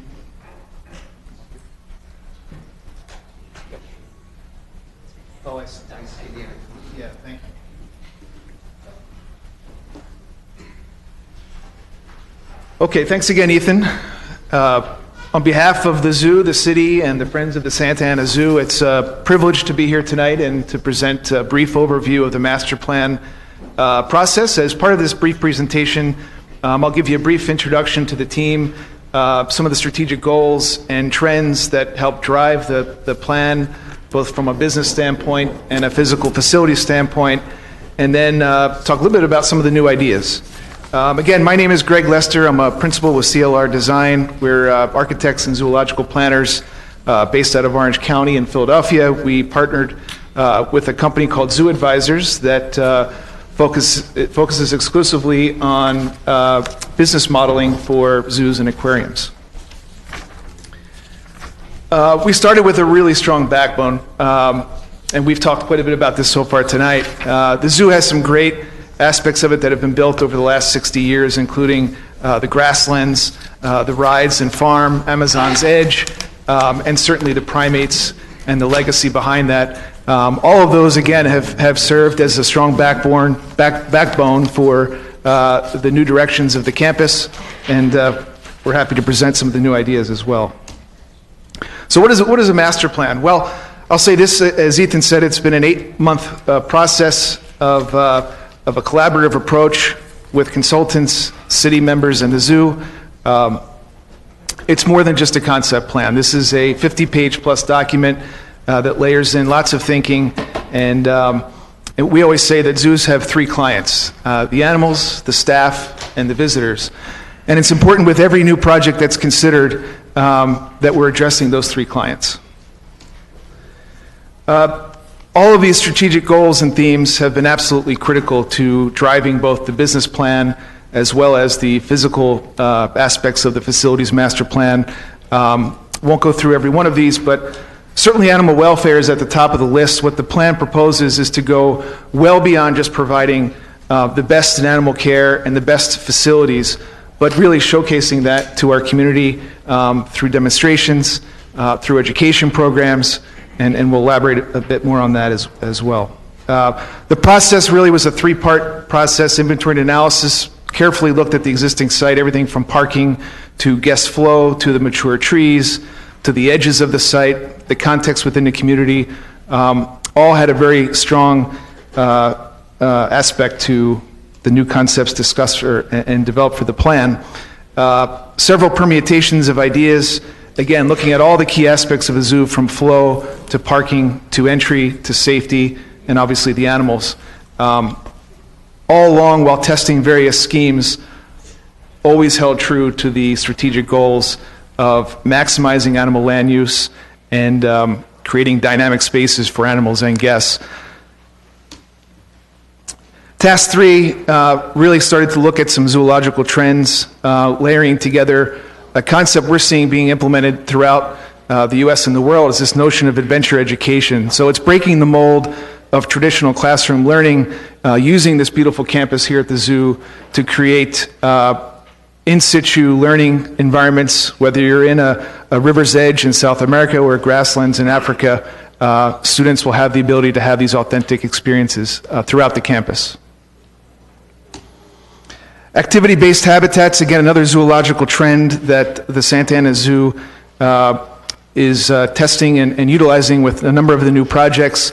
It's simply the notion of allowing animals to be animals, for them to make choices 24/7, 24 hours a day, 7 days a week, and creating flexible habitats that animals can utilize and quite often share. One interesting fact is the current land use for the zoo has roughly 10% of its overall land area devoted to animals. We are more than doubling that in the proposed direction for the plan. A brief overview of the different zones. So again, parking and entry is a huge part of the campus. The zoo is taking a unique pass at how to organize the campus, looking at really 4 major organizing zones of the river's edge, the grasslands, forest zone as well as the farm that's an asset of the campus today. And we'll summarize with this graphic here up on the screen. Again, it's been a comprehensive effort with many team members, all departments of the zoo, including operations, the animal department, administrative staff, have helped to create this vision. And again, we see this as really a framework for how to develop the zoo over the next 15, 20 years. Thank you. Great. Thank you so very much for the presentation. We're really excited. And now I'm going to bring this back to the City Council. The recommendation action 1 is to receive and file the presentation, and then 2, adopt the zoo master plan. And through my periphery, I can see Councilman Sarmiento waving, and certainly this is his ward. And honestly, I think it was 5+ years ago we started having that conversation that we wanted to move in this direction with our executive director, and just wanting to thank Councilman Sarmiento for continuous to push us and to do this master plan. So I'll pass it off to you, Councilman Sarmiento. Thank you, Mayor Pro Tem, and I wanted to thank our Director of Parks and Recs, Ethan. Thank you for your new leadership. How long have you been on as director now? Because I know Kent Yamaguchi was with us. January 16th. All right, so you're very, very... And then I started as a volunteer in 1999. Well, I liked hearing the young man's comments who was a product of Santa Ana. He came back and now is working with the zoo, so that's a great comment. And thank you to Fosa and all your help that you've given the zoo and how you've embraced it for so many years. A lot of the assets that we have there are thanks to your really hard work and effort. So I know Dave Exline is still the president, right, of Fosa, and I know he's still working hard, but I remember his vision that he gave years ago when he drew, because he's an architect as well, he drew a conceptual rendering of what he thought the zoo would one day become. So we're inching closer to that, right? One of the things I know that he spoke about was also maybe, sort of identifying the zoo a little better off the main arterial, which is First Street, because it's a great asset, but the front of it doesn't really appear to be on First Street, right? It's on Chestnut behind it, so it's a little difficult to find. So one of the things I would say, and I've always been an advocate of this, is just trying to identify and brand the zoo a little bit better for folks coming off the 5, coming off the 55, and maybe using that First Street. But I really like the work that's been done. I think tightening it up, I know we're going to lose a little bit of the open space that we have on I guess that would be the east side of the park. And we're going to be introducing, I guess, parking that's closer and maybe more spaces there. So I think it'll make it a little bit, warmer as well, because it's kind of spread out. But I do really want us to look at doing maybe that archway on First Street, which is the sort of the gateway in there, and identifies the park to folks that are driving by. So it could be, I always thought like one of those things, if you guys have seen Jurassic Park, it's sort of those gates, and it shows that you're entering into a sort of a land reserve there. That would be helpful. The other one is, I know that we've been doing a lot of work with our exhibits with respect to the monkeys that are on the north end, right? And I know some of the exhibits are sort of chain link. They're not the most attractive. And I know we have a lot of good partners in the city. Many other zoos and many other places use naming rights to get support from maybe some of the stakeholders there. And I know we've had this conversation with Mr. Moet. Look, we've got a lot of great partners like AT&T, Edison, others that would love to maybe adopt one of our exhibits and say, here's this type of monkey brought to you by AT&T, or Edison or something. But it's a way to kind of augment maybe the support that we have, and for those stakeholders to become part of that support network for the zoo.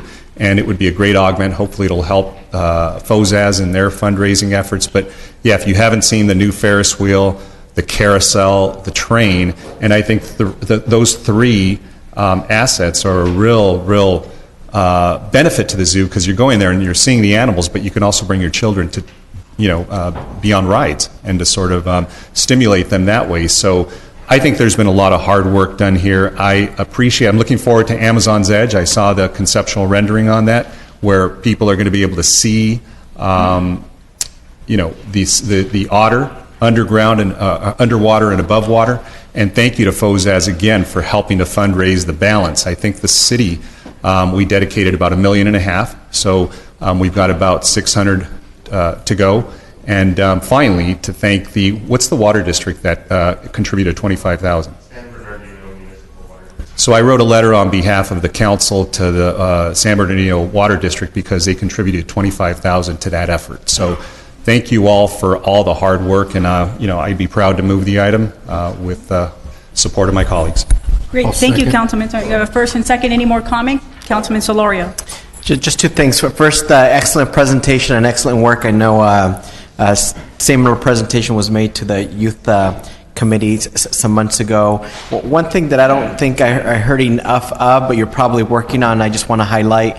I know for accreditation purposes, the quality of the care and the space for monkeys is important, and we need to enhance that. I just want to make sure that as part of this effort, we're going to address that concern. With Ethan's leadership, and I actually joined, there's a special task force that meets weekly on Wednesdays and before EMT, and I'm always there at the zoo to directly respond to that issue to increase the standards. Excellent. Thank you so much. Good work. Mr. Mayor, just have a real quick comment. Go ahead. Mr. Moet, just very quickly, in regards to, I know we have space in the back, and maybe I bypass the site plan where we have the dirt parking lot. Could I just ask, will that remain parking, or are we going to extend our zoo? Ethan will do a better job because I probably will get it wrong. Okay. But it is in the master plan. Okay. It is in the thing. There is a really good concept. Okay, great.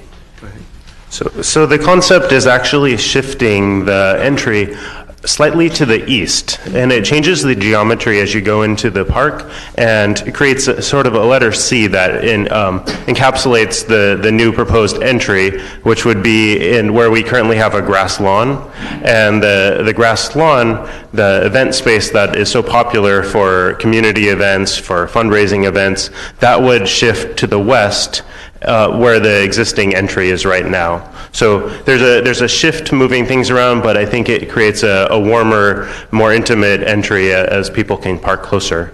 Fantastic, that's great, and that's one of the issues. Every time that I've gone to the zoo, that's always been one of the problems. The on-street parking, and folks trying to get to the zoo, and it's kind of a long commute. There's a lot of folks driving very fast, and we have obviously small children with their parents trying to get to the zoo safely. So I appreciate that configuration. Thank you. And with that, Mr. Mayor, I think there's comment here, Councilman. Go ahead, Councilman Benavides. Just to say, I'm thrilled about the master plan, all the hard work. Want to thank and appreciate both staff and the friends. My family and I have been longtime fans of the zoo, and I was, as part of the committee as well, had an opportunity to have the thorough presentation, and very much supportive. And I just want to say thank you for all your work. Thank you for that. Any more comments? If not, just keep up the great work. I think every time any of us go out to the zoo with our kids or friends' kids or whatever, it's always just so much fun. We still have the monkey requirement, right? Yes.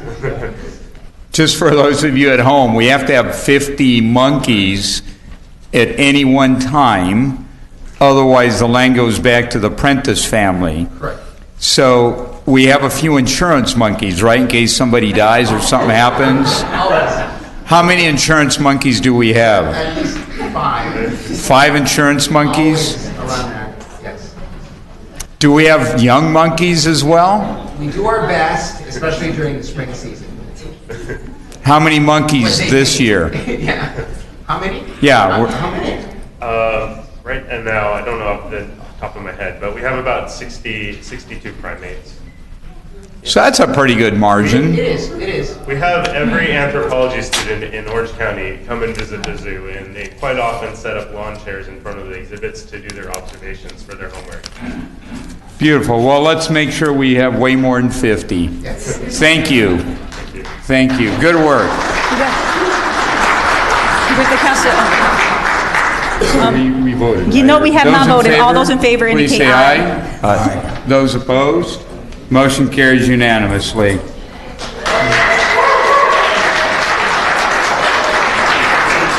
65B, we have some speakers. Arnulfo Montero, and he's going to require translation.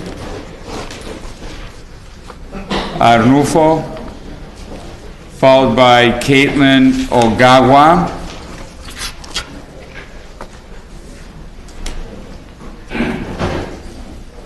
And Arnulfo's from Tustin, Caitlin's from Santa Ana. Please go ahead.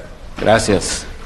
Respetable y honorable Concilio de Santana, mi nombre es Arnulfo Montero.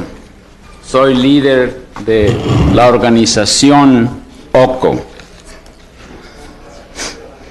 Nuestra comunidad necesita equidad en cuanto a las elecciones, representación más justa en el momento de votar. Es por eso que creemos que las elecciones por distrito le dará a la comunidad unas elecciones más justas. Nosotros apoyamos para que todos los votantes de Santana se les escuche su voz a la hora de votar con equidad y justicia. Por eso apoyamos a tener un sistema de elecciones por distrito.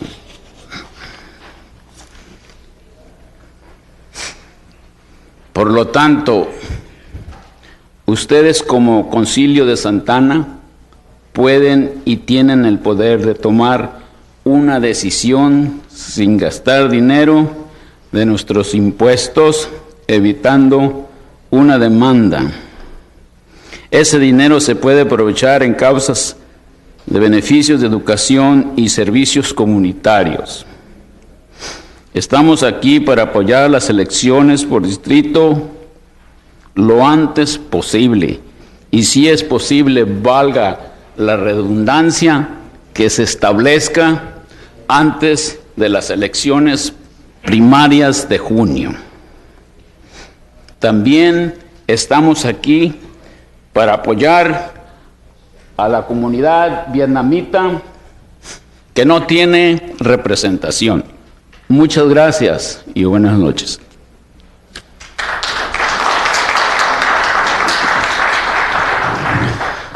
Respectable City Council, I'm Arnulfo Montero. I'm a leader for the OCO organization, and I'm here to bring this, the community needs to have equal and fair elections and an election process. So I believe that the election by district would achieve this process, and I'm here to support, and this would support all of Santa Ana voters and ensure that their voices are heard. This will create a more equal and justice system to have district elections. And I'm here to ask the City Council and to tell you that you have the power to make this decision without spending any money, and you can use this money for education and community services, and you can avoid any lawsuits by doing this. And you can do this as soon as possible, and especially you can do this before the primary election in June. And I'm also here to support our Vietnamese community that currently does not have representation.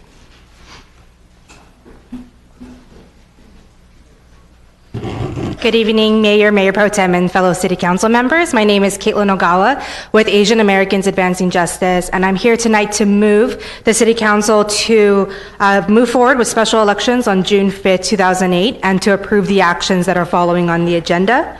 An individual has retained Asian Americans Advancing Justice Los Angeles and the Sidley Austin LLP to bring a civil lawsuit under the California Voting Rights Act, if necessary, to challenge the city's at-large voting election method for City Council members.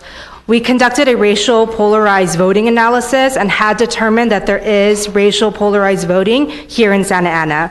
We are working with a coalition of Latino and Asian Americans here in Santa Ana, and our organization has also had already filed a similar CVRA lawsuit with Fullerton, and so just here tonight to implore our City Council members to move forward with the special elections on June 5th, 2018. Thank you. Thank you. Paul Gonzalez, followed by Teresa Lee, followed by Anko Pham.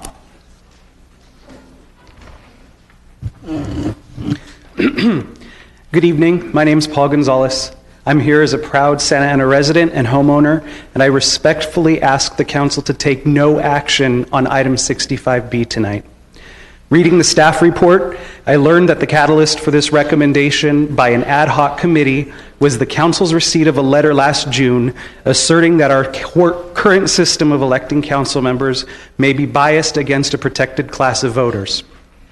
To be clear, such an assertion is concerning, and it is a compelling reason for this council to launch a thorough and public study of the issue. At the same time, I'm concerned that the ad hoc committee has acted with undue haste in this matter. The council should not take action on this matter tonight, and instead should provide the people of Santa Ana an opportunity to better understand this issue and participate in discourse before it is rushed to a ballot. The staff report suggests that tonight's action supports the city's priority of engaging the public, but that is not the way this matter is playing out. This action was recommended by a committee created in secret, which spent less than 2 weeks privately studying the matter. The public was not engaged. Furthermore, the proposal is to put this issue in front of voters in an election that is bound to have low turnout. A midterm primary is not the appropriate venue to ask Santa Ana voters to make such a drastic change to our charter. Again, I ask that the council take no action on item 65B at this time, and instead move forward with this matter in a deliberate, open manner that the public deserves. Thank you. Thank you, Teresa. And after Teresa, Anko Pham, and then Miguel Hernandez.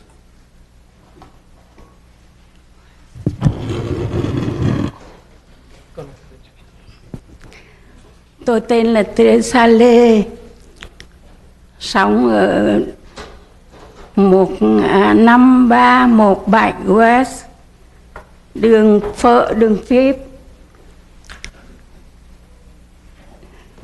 Santa Ana, California 92703. Oh, I'm sorry. Rồi tiếp tục. Tôi đã sống ở Santa Ana trên 20 năm và là dân cư của thành phố Santa Ana. Tôi ước mong được cái system gọi là cái gì con Việt Nam tiếng Việt gọi là gì, hệ thống bầu cử được thay đổi càng sớm càng tốt. Nếu được vào tháng 6 2018. Xin cảm ơn. Hi, I will just be translating for her. My name is Teresa Lee. I've been a citizen of Santa Ana for over 20 years, and I wish to ask the city of Santa Ana to change the election system. The sooner the better, but hopefully before the June 5th elections. Thank you. Thank you. Ann, followed by Miguel Hernandez. Hi, my name is Anhua Pham. I'm actually a citizen of Garden Grove, but I'm here today to support friends and family who actually really believe in changing the election system. Again, I'm just here to support people that are here and those who did not make it but wish they were here. Thank you very much. Thank you. Miguel Hernandez, followed by Susana Sandoval, followed by Laura Cantor. Good evening, council members. My name is Miguel Hernandez. First, I want to thank the council for being proactive about bringing up the issue of district elections in today's agenda. It really shows leadership on your part. I have lived in Santa Ana all my life, and as a father of two beautiful girls and a husband of a wonderful wife, I really applaud your effort to bring this up. I currently live in the Delhi neighborhood, and would love nothing more to get back tonight and let my daughters know that this council is supporting district elections so that every vote counts in Santa Ana. I am also executive director of OCO, the Orange County Congregation Community Organization, a faith-based community organization that fights for justice in our community. In the last several years, OCO has worked with its partner organizations for district elections in several cities in Orange County. In each case, the CVRA plaintiffs or proponents have worked with the city or jurisdiction to implement district elections. And in each case, the community has supported district elections because of the simple fact that it strengthens the democracy for all. In the last year, the Santa Ana District Election Coalition, which is a coalition of organizations and residents, have been meeting with community members to discuss district elections. We have also discussed the issue with most of the council members. The response of the community has always been enthusiastically positive in favor of district elections. People in Santa Ana understand that this will strengthen their voice. By voting yes to put district elections on the ballot in June, you can prevent a costly lawsuit to the city and move towards strengthening democracy in Santa Ana. Let's work together to make sure every vote counts in Santa Ana instead of spending our tax dollars defending a CVRA lawsuit that plaintiffs have won in every time in California. District elections is not only an investment in my daughters, but an investment in all children in Santa Ana. Thank you. Susana, followed by Laura Cantor, followed by Claudio Gallegos.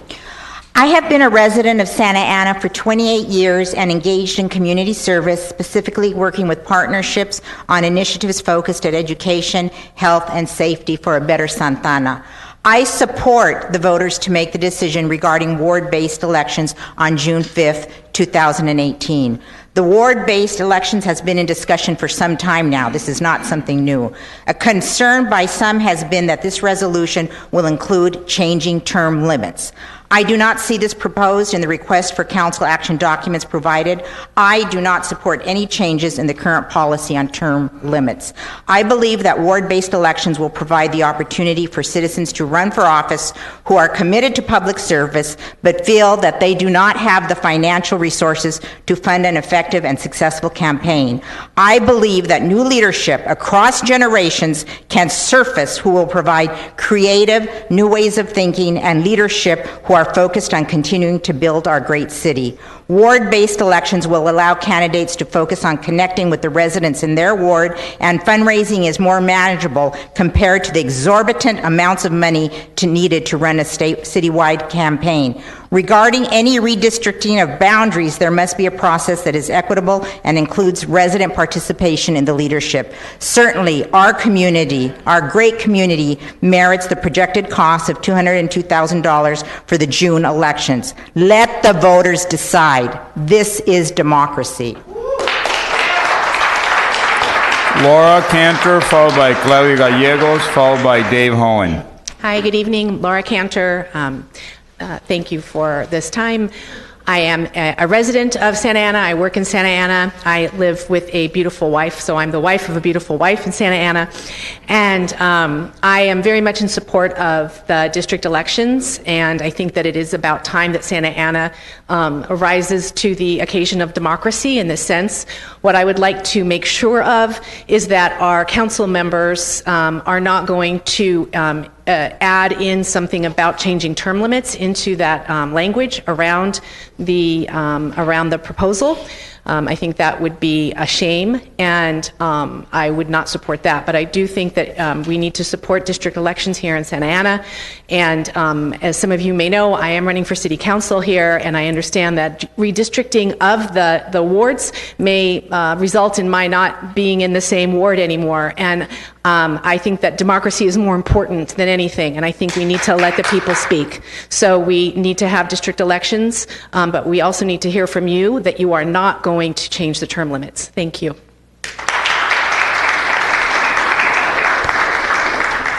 Claudio, followed by Dave Hohen, followed by Saki Syed.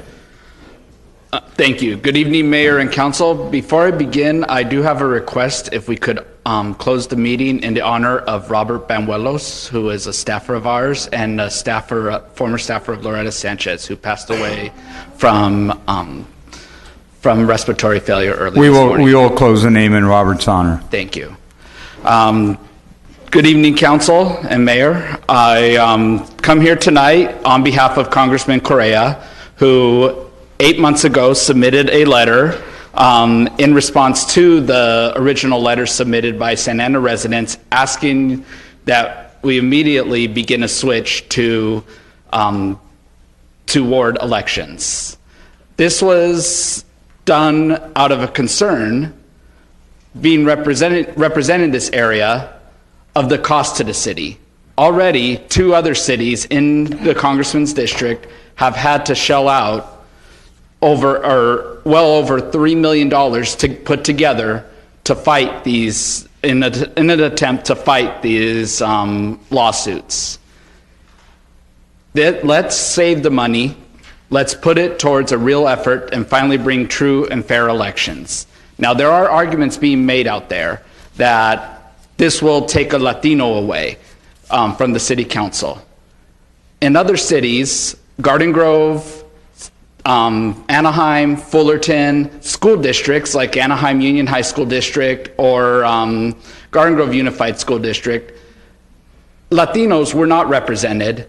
They demanded a seat at the table and they brought their own chair. Who are we to tell the Vietnamese community that they can't have a seat at the table and they can't even bring their own chair? It's time.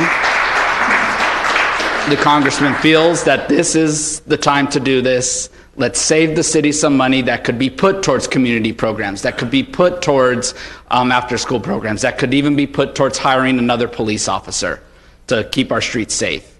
And let's not dish out money that we could have saved. Please put this on the ballot for this June. Thank you.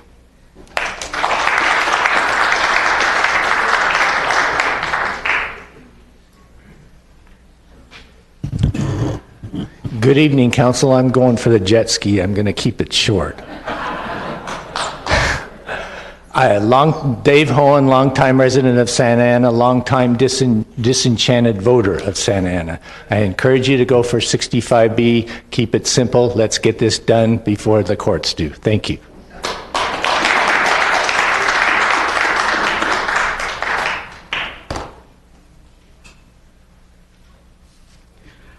My name is Shaquille Sayed, Executive Director for Accord. Pleasure and honor to be with all of you this evening, and thank you so much for your leadership and for your service. The district elections to me is a no-brainer. We have seen in several cities throughout Orange County, and I think it's about time that Santa Ana embraces this model as well. My brother, who is a physician, gives me an analogy that democracy dies not by heart attack but by cancer. It dies slow. It erodes the society. Before we know it, it dies. And I think it's our duty, collective duty, to keep it alive, keep it blossom, keep it healthy and inclusive for every single voting member in the city. And I hope and pray that you all will consider this in favor of district elections in Santa Ana and give an opportunity to every citizen in the city to make this a representative and inclusive democracy for all. Thank you so much. Appreciate it. Thank you. My Win, followed by Jeff Letourneau, followed by Jose Hernandez.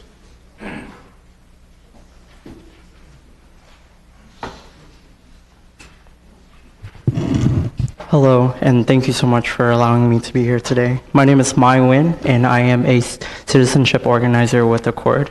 And on behalf of Accord, we would like to thank you for your consideration of district election. I'm here in support of district election as to give my community, the Vietnamese community, an opportunity and a voice. Our current hybrid election system is outdated and had marginalized our voters, the Vietnamese voters, for far too long.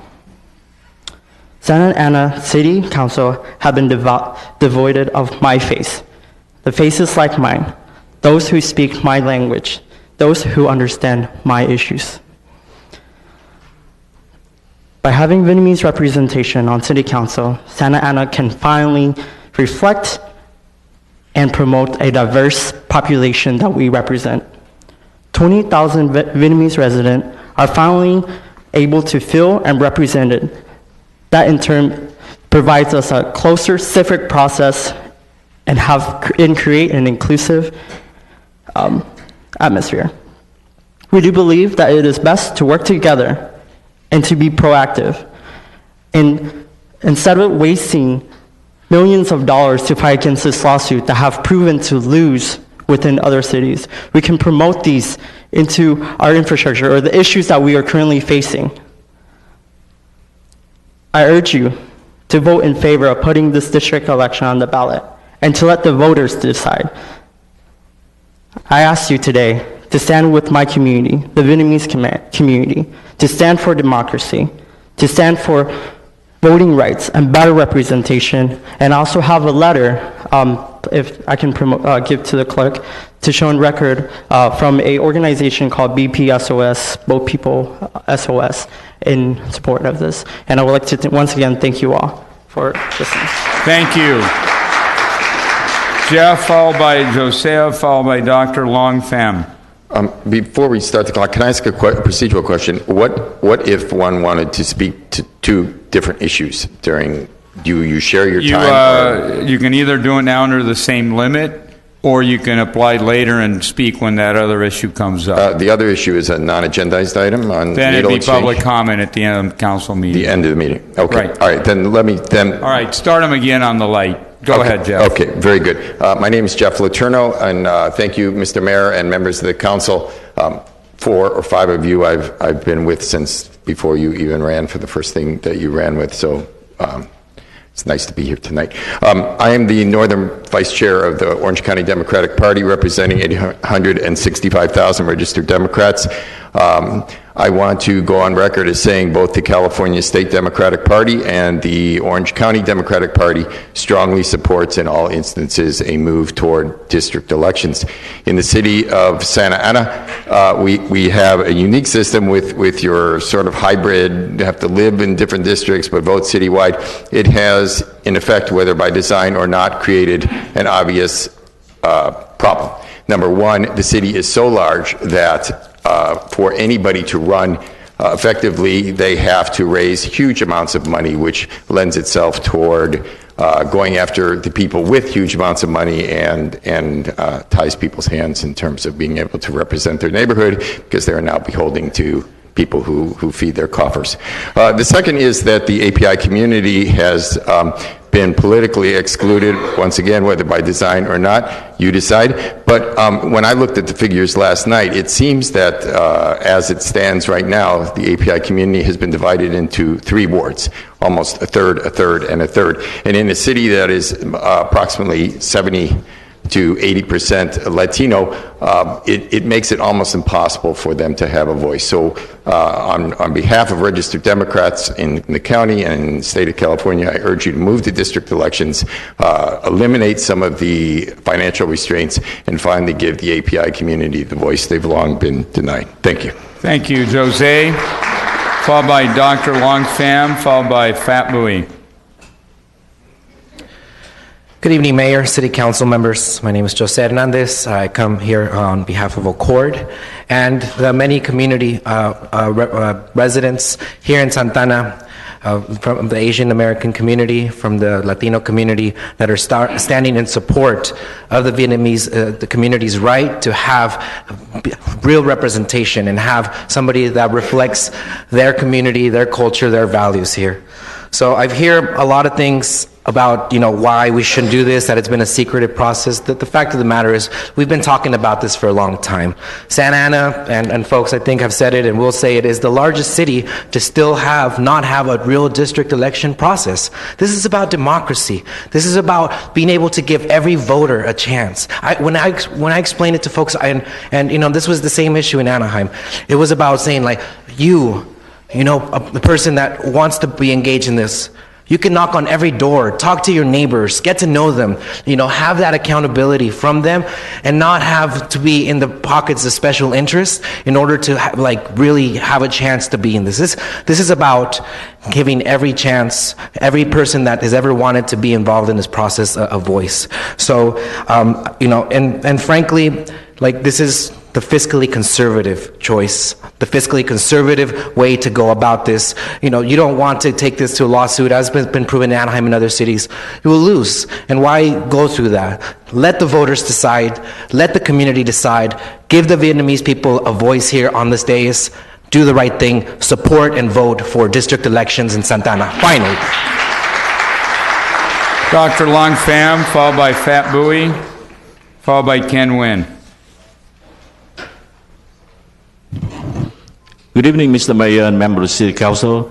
My name is Long Pham, a resident of Fountain Valley, and I had the privilege to represent the city of Santa Ana on the Orange County Board of Education one time.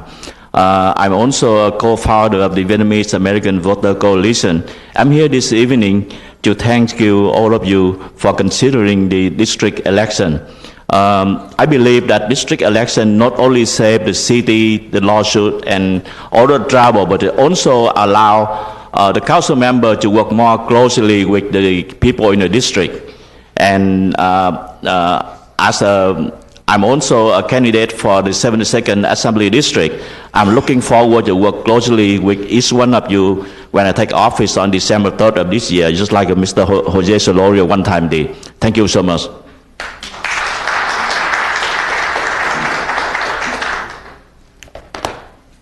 Welcome, Fat Bowie.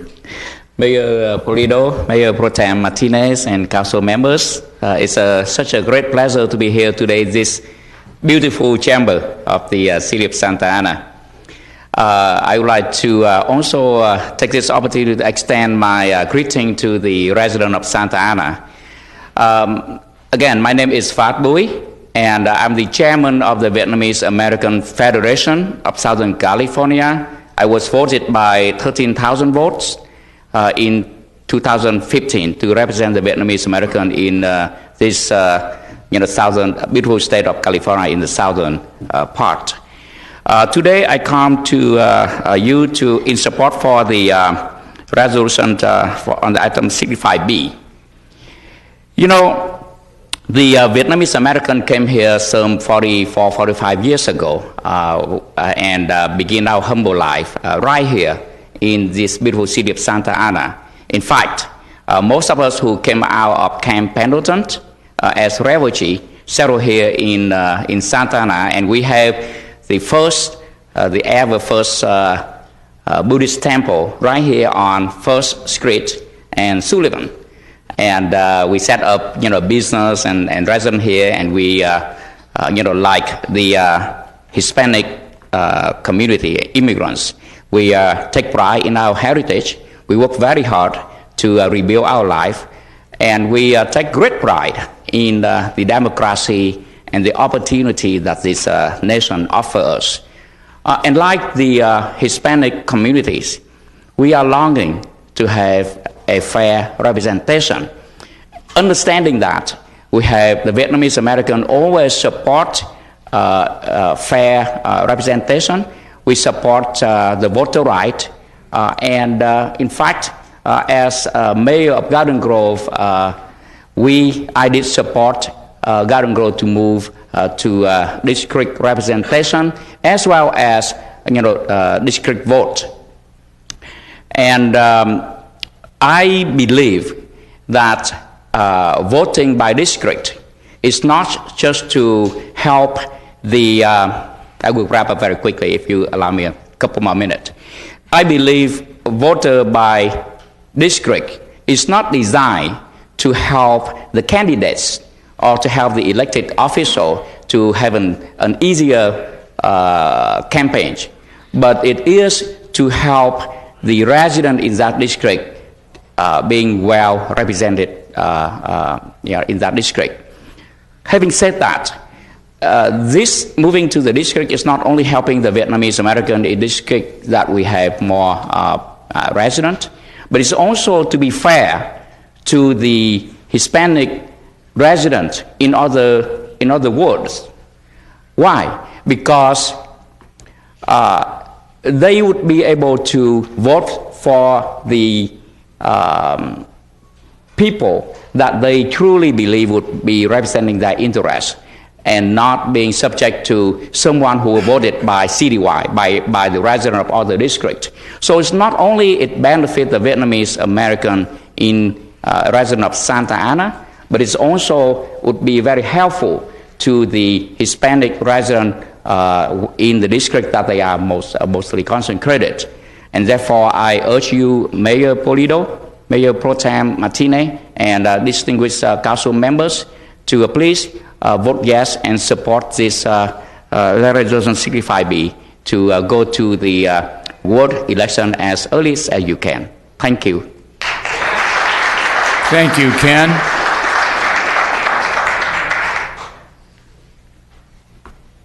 Good evening, Mayor and Council Member. My name is Ken Nguyen. I'm 39 years resident of Santa Ana. I'm currently serve on the Planning Commission of our great city.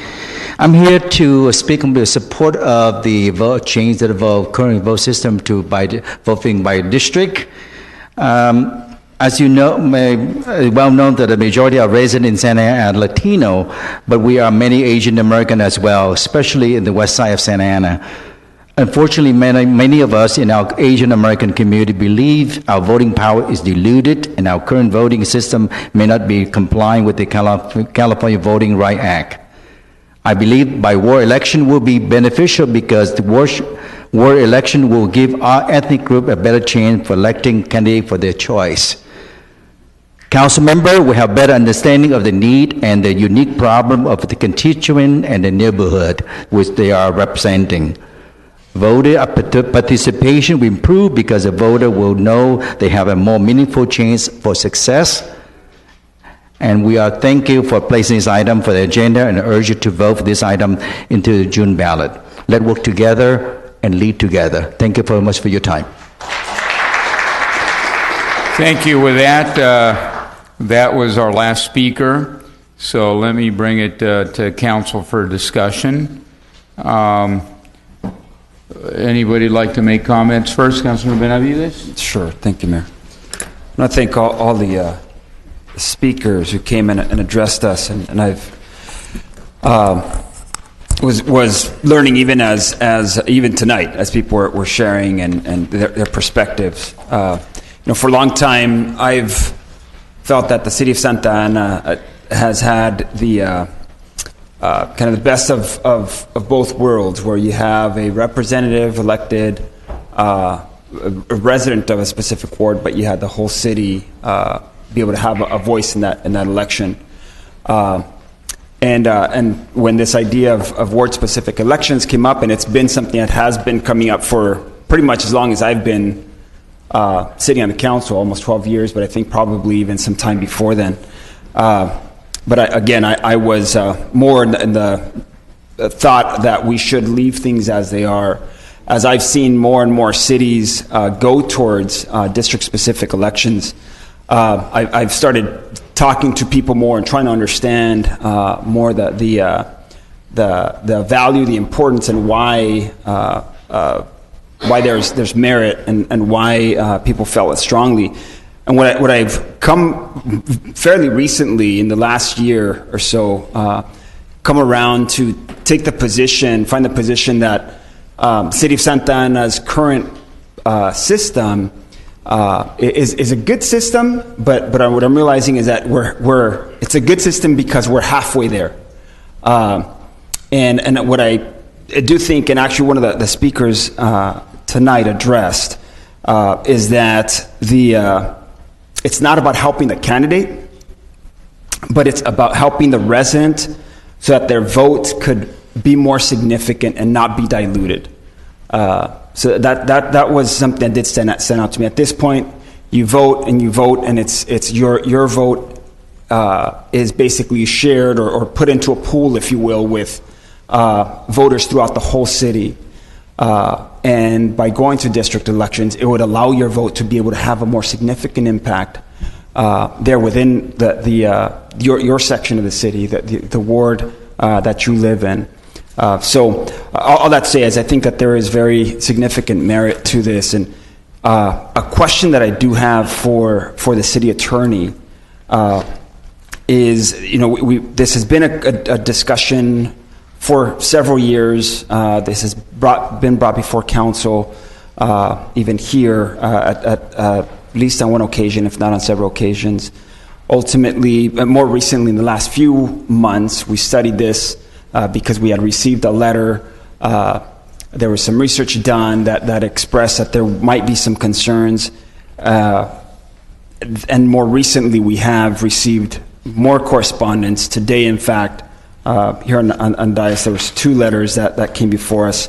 One of them that specifically cited some information with regard to the California Voting Rights Act. And if you can speak to what the significance of the letter, particularly from the Advancing Justice, and there was a speaker here tonight where I think now there are some implications, I believe, out of this letter. If you can speak to that, I think that would help because this is new to us. Council member, we had received a letter, I believe, last June from an individual who basically wrote to the city saying, I believe that there could be an issue with the California Voting Rights Act, and we did look into that. We responded by saying that we would take a look at it, that we would engage with the demographer and find out whether, in fact, there were any issues. That letter is different from the letter you have before you this evening. The letter that you have before you this evening, and I must also say I just received this like right before the council meeting began, but it is a formal notice, basically of litigation under AB 350 of the Elections Code. And what that Elections Code allows the city to do is once you receive this notice, it's kind of like a strict liability reaction that the city has to respond to it. One of the options that the city has to reducing liability is to take action. It also has the option within 45 days of receiving it under the Elections Code to adopt a resolution outlining your intention to transition to by-district elections, outlining how you're going to do that, the specific steps that you'll take, and also the time frame for doing so. So it is a very official letter under the Elections Code 1010, and the options that you have are limited to what's outlined in the Elections Code, meaning that you have to make a decision to go to by-district or adopt a resolution of intention to go to by-district. Okay. Have there been a number of cities that have taken a position to try to defend their current system? Have any of them been successful? Have there been expenses that those cities have incurred? And do we have a general idea as to what the expense, the cost would be to try to defend or not take action? Prior to the passage of this particular bill, there were cities who, in the early days of this type of litigation, did make attempts to fight. Some cities in the very early days spent hundreds and hundreds of thousands of dollars. More recently, we advise cities that if you do get into some type of litigation over this, you should probably you're looking at $50,000 to $150,000 to fight this if that's something that you want to do. That is an option to take a look at. Under the statute here, however, if you adopt the resolution as notified in the statute, liability is capped at $30,000 in accordance with this statute. So, but that's only if you take those specific actions which say that you intend to go to by-district. Thank you. Other comments? Councilmember Sarmiento? Thank you, Mr. Mayor, and I want to begin by thanking all those who came and spoke before us. Phat Bui not only is a president of the Vietnamese American Federation, but he's obviously a member of the council in Garden Grove, and we know how diverse that council has become, and it looks like you guys are doing good work together. So I couldn't be prouder of the speakers that came before us tonight because it really does reflect the diversity of our community. We had members of the Latino community, Anglo members, Vietnamese Americans, and that's what we've always said. Santa Ana is a very diverse body, and it's a very diverse city, and we, I think, have an opportunity tonight to support something that's going to further that effort and further our commitment to diversity. I want to begin by thanking as well some of my colleagues who sat on the ad hoc committee. This was an ad hoc committee that was convened by the mayor, and we met And there is a sensitivity of time because there is a deadline for us to submit the resolutions and the documents that are before us tonight to the Registrar of Voters before March 9th, I believe. At 5 p.m. is a deadline for it to qualify for the June ballot. You know, one of the things I think that for me, as the only attorney up here, is to basically advise everybody all we're doing is trying to follow the law. The California Voting Rights Act was adopted in 2001 as an extension of the Federal Voting Rights Act. And basically what it says is that at-large elections dilute minority votes. That's in essence basically what it's saying. And what the the Voting Rights Act has done is to try to address that. And so we've seen that most cities our size, and of the Big 10, Big 11 cities in the state, we're the only outlier city that hasn't gone to district elections. So it shows that, one of the things that Mayor Pro Tem Martinez and I always tell our colleagues in other cities that are much smaller, we say some of our wards are larger than their cities altogether. And they vote their folks in by district elections. So, I think that here, all we're trying to do is simply put this question to the voters. That's all. We want the voters and the public to decide, the residents to decide this question. It's an important, compelling enough question that we need to make sure that we don't make this decision alone in a vacuum or for the wrong reasons. This isn't supposed to be hostile towards one group or any other. If anything, we're trying to make sure that there's equity, there's balance, and there's fairness. And there's plenty of case law that shows that if somebody were to challenge our voting system, our election system, we'd lose. And we'd lose big. To defend those lawsuits, I think the only city right now that's defending, Madam City Attorney, a challenge to their elections is Huntington Beach, from what I understand. But all the other cities that have challenged have failed. And so it is a very difficult challenge to overcome. And again, it's millions of dollars that we would be subjecting the voters and the residents of the city to have to expend.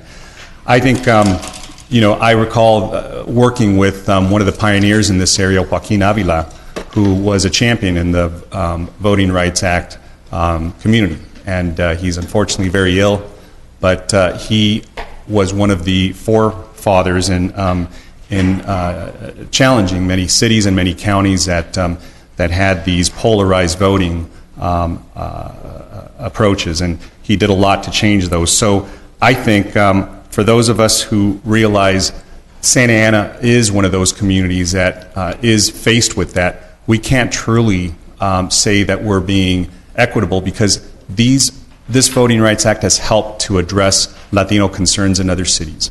The reason why there are Latino elected officials in other cities has been because of this law.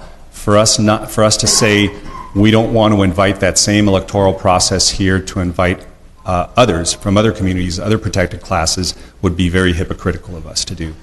And so I certainly appreciate all the comments. I believe that this isn't a new issue. I think Councilmember Tinajero, Councilmember Benavides, before this council was impaneled, we started talking about this in 2016.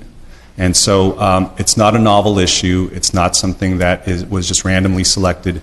It's something that we realize is an imperative, and many of our residents have come before us and said that they want us to at least address it.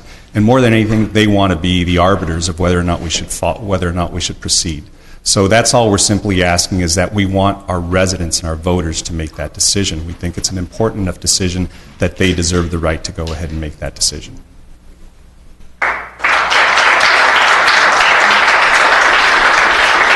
Any other comments, Councilmember Tinajero or Solorio?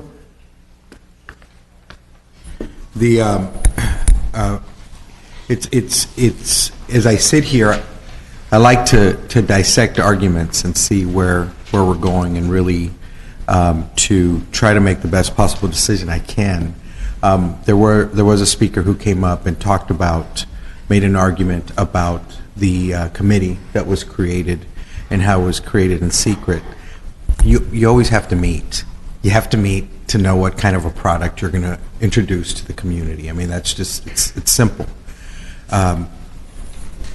Being done in secret is voting in secret and then pushing a policy in secret onto the residents. But I think what is being proposed here is to allow the residents of Santa Ana to make a decision on how they want their democratic process to take place.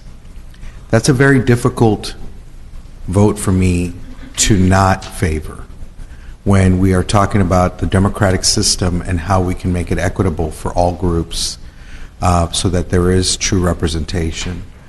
One of the things that occurred a while back was in the 1980s. This was brought up.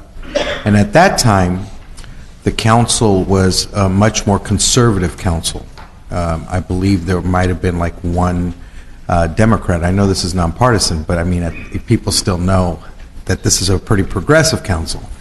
And the ward elections were brought up, and they said absolutely no. Little did they know, because obviously they didn't have a crystal ball to see that the demographics were going to change significantly here in the city of Santa Ana.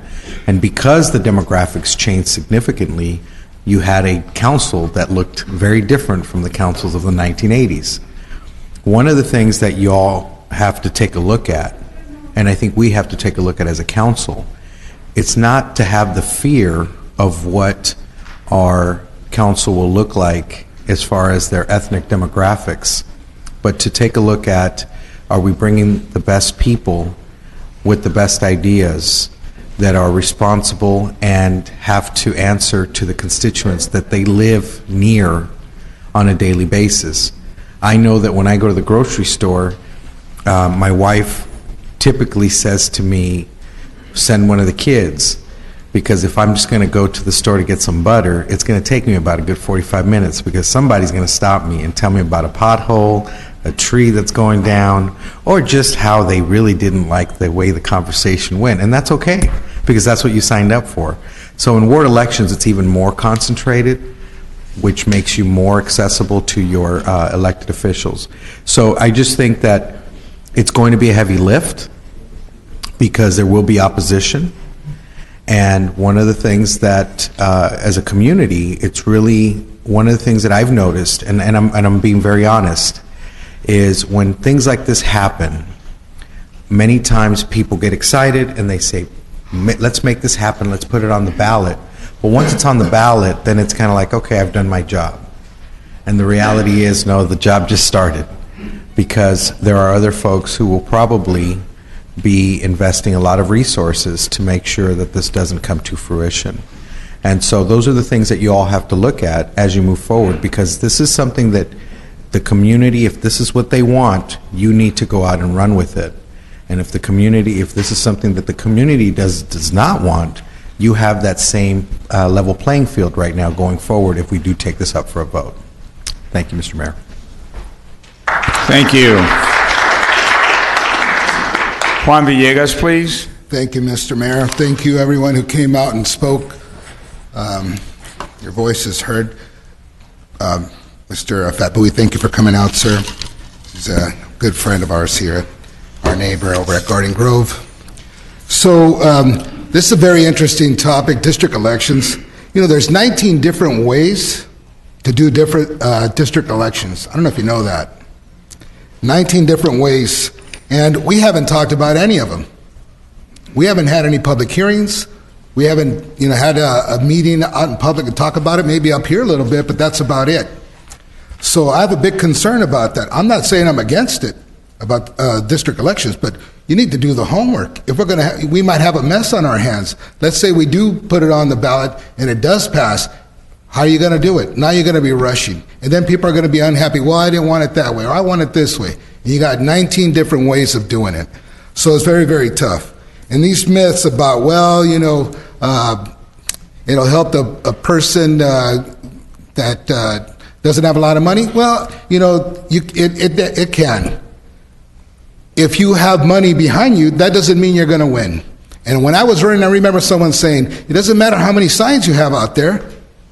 That doesn't guarantee you a win. You got to go out there and knock on doors and talk to people and earn it.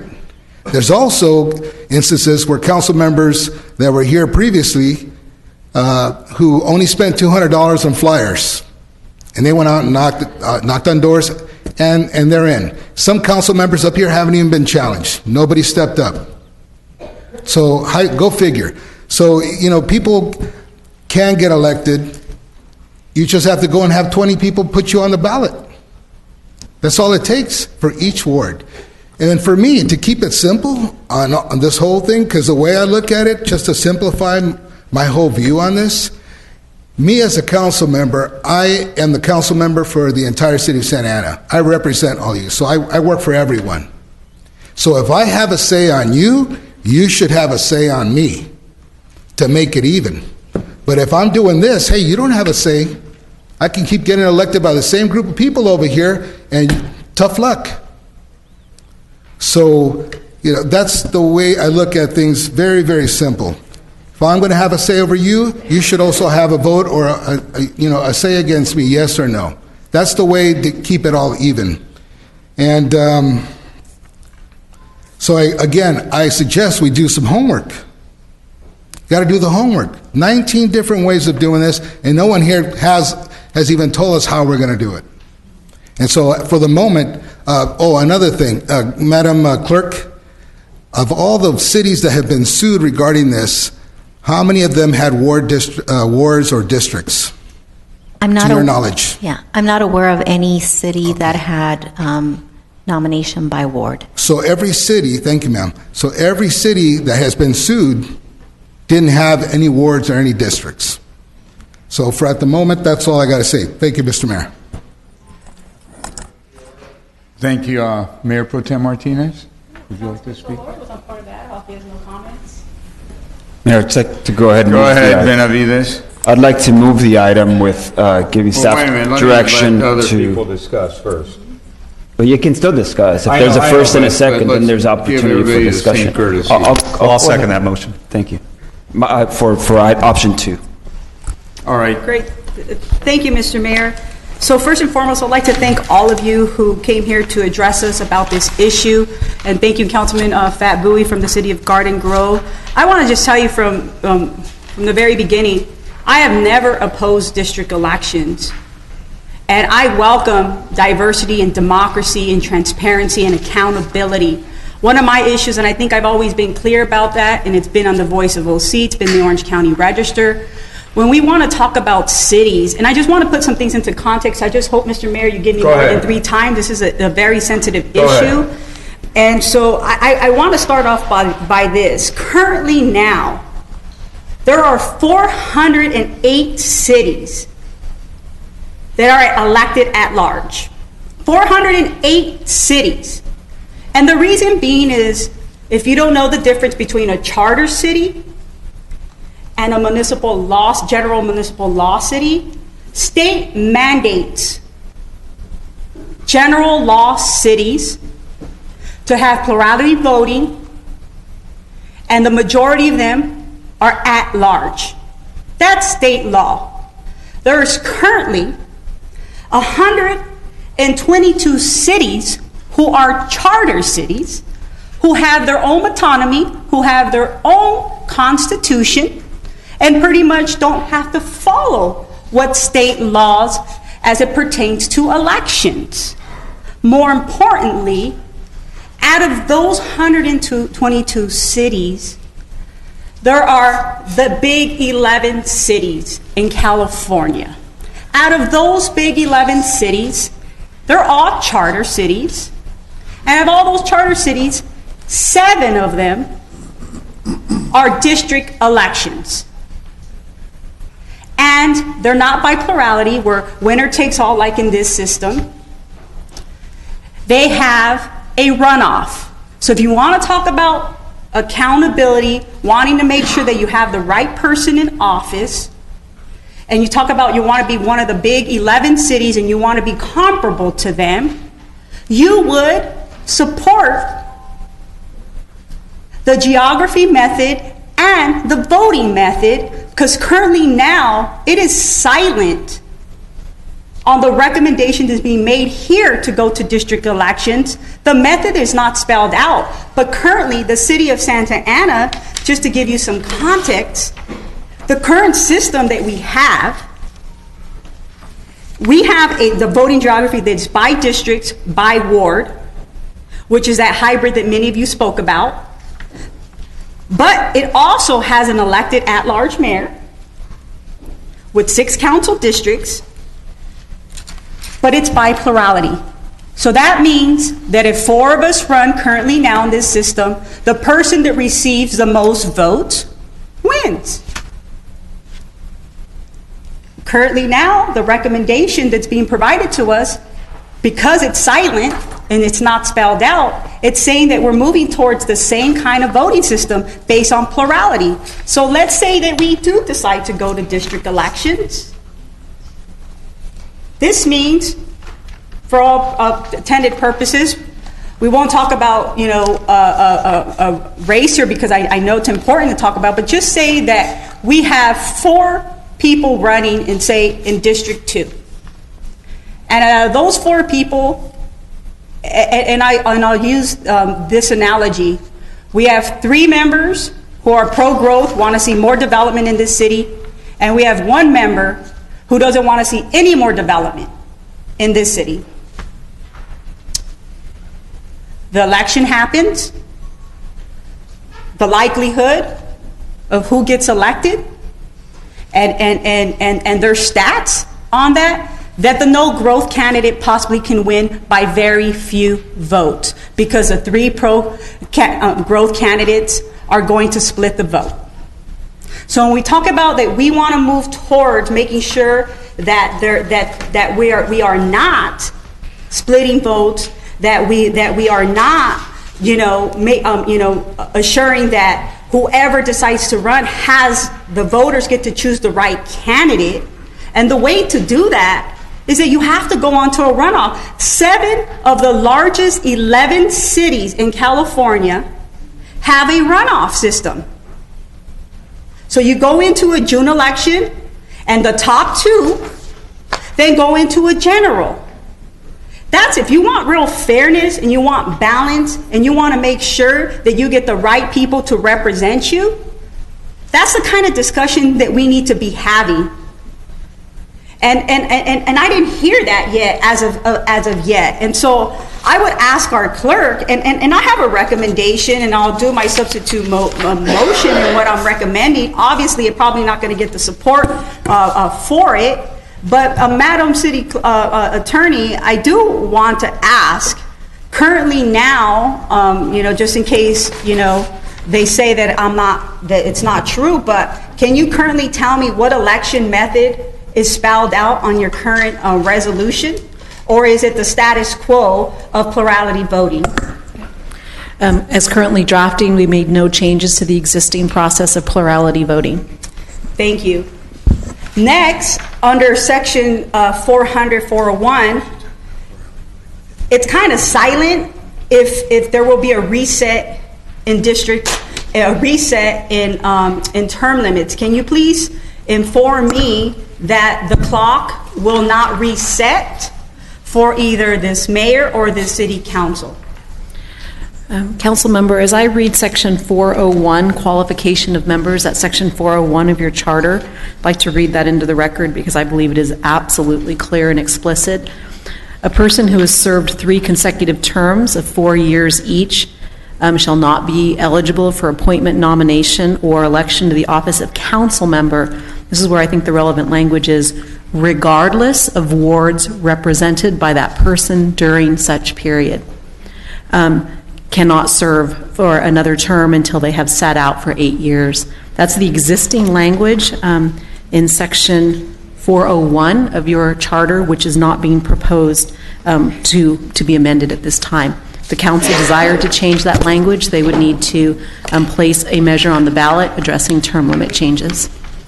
Thank you. So the devil's always in the details, and the voting systems we choose can have a major impact on the type of candidates who can run for office and who will get elected. Hence, the city council should evaluate the current methods and evaluate the various other election methods to ensure that the election method is determined by a process and not be politically driven. We must also recognize that no election method will be perfect, and I understand that. The bottom line is that choosing an election method requiring setting priorities and various criteria and making trade-offs to provide the system that best works for Santa Ana.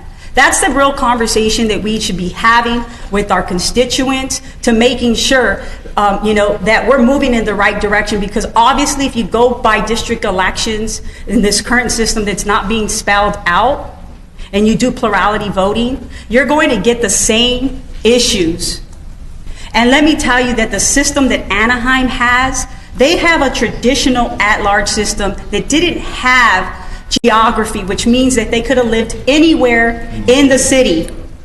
Santa Ana has had, and I will be the first to tell you, that is not a perfect system, because how many of us have tried to outseat our mayor, right, on this council? That doesn't mean it's not perfect. How many, right?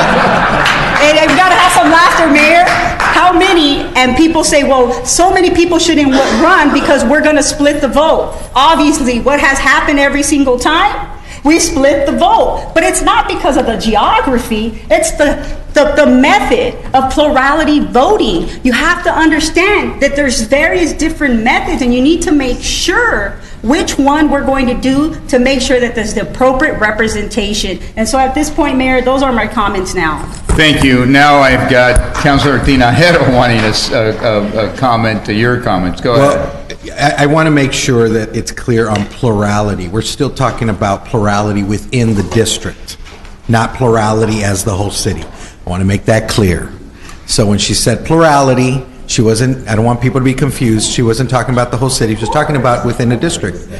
But this kind of reminds me of when CNN had their town hall with the students from Fort Lauderdale, the survivors of the school shootings, and when they ask an elected official, are you going to support removing AR-15s from the stores, or are you going to stop taking money from the NRA? And someone says, well, I support public safety, but I think we should go this route. When people don't answer something directly, I always say, if you support something, then gosh darn it, vote for it. You know, I mean, let's not make up these other issues here. Ladies and gentlemen, I ran for school board in 2000, the Santa Ana School Board. There were 3 incumbents, 9 candidates. Nobody knew me from Adam except my students that I taught at Lathrop Intermediate. Conventional wisdom says I shouldn't have won because you had 3 incumbents who had their base and had been around. These were pretty powerful incumbents. I was the top vote getter there. Why? Because I started walking in March, because I registered people to vote, and I registered people to vote by absentee ballot at a time where that wasn't occurring. It wasn't as popular as it is today. I'm saying that any scenario could happen. You could have 3 people that have one position on an item, and then one person who doesn't have that position. That doesn't necessarily mean you're going to split the vote. It's whoever goes out there and hustles, whoever goes out there and talks to the voters and convinces them. What that does, it gives you an opportunity to have a platform and to be able to do it and use the shoe leather instead of using campaign funds.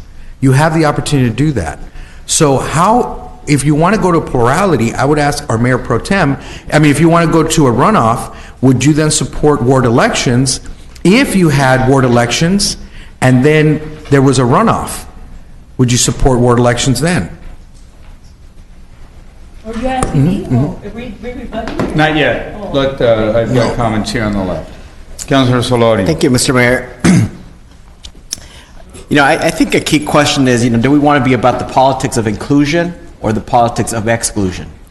And I would argue, especially with what's going on at the federal level, that this council and this community ought to be about the politics of inclusion.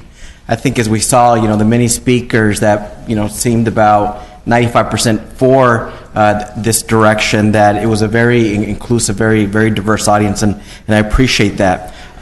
In the past, this issue generally has come up. I haven't always been a fan of it because I think there are benefits to the hybrid system, but now having been back a year, I could see the benefits of smaller districts where council members can be closer to their residents. I think that would be a good thing. Also, I know in reflection, and doing my financial reports, despite not wanting to spend so much money in that last election, I spent $130,000 of my own campaign dollars. I'm a good fundraiser, so I was able to do that over some time, but most folks can't, and that shouldn't be the only element to being successful. Another key difference, and this is the most crucial one, is we've heard from Vietnamese residents in writing before. More important letter today. We had the criticism that, hey, I think there's enough Vietnamese Americans and Asian Americans that you're probably in violation of the California Voting Rights Act. We as a city did our due diligence, hired a demographer, and they generally said, yeah, I mean, look at the numbers, look at the maps. A good case study, for example, is candidate Jessica Cha, Asian American woman, did very well on the West End, not so well elsewhere, and didn't win. She's a case study right there.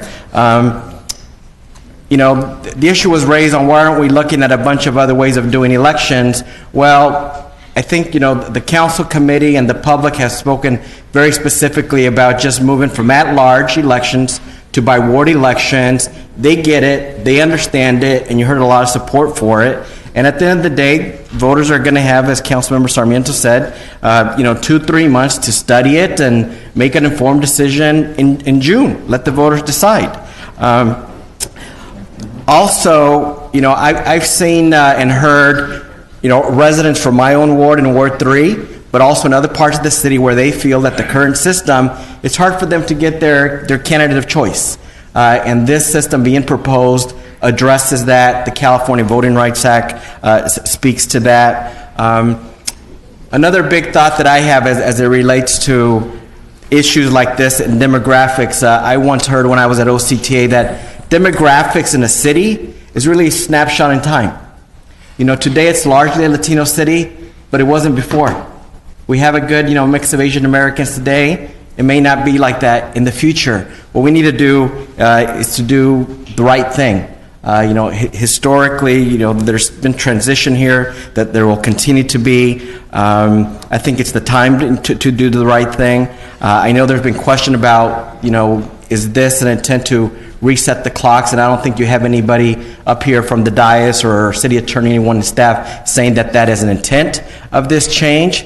I think my colleagues and the staff made it very simple that there's just one change, but it's a significant change that can have a powerful, impact on having voters be more impactful in choosing candidates of their choice. So with that, I'm supportive of the motion that was made by my colleagues and seconded, and look forward to further discussion. Thanks.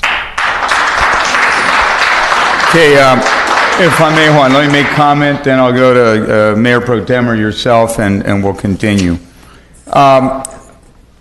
One question I've got of our city attorney is that this motion basically implies, if you read towards the latter part of it, that there's fiscal impact, and in essence, $200,000 that would have to be spent in order to conduct this special June election. One question is, if we were to wait until November, what would that cost be? Would it be less? Would it be the same? What would it be in November? The estimate received from the registrar of voters is about $30,000. $30,000 Yes. versus $200,000. That's correct. All right, so there's a big delta there. Second question is, in order to do this, we need to appropriate an adjustment. It'd have to be basically an appropriation within the budget. Under what methodology or what logic would we be able to do that if this vote doesn't receive 5 votes? If it receives 4 votes, how do we carry this out, or do we?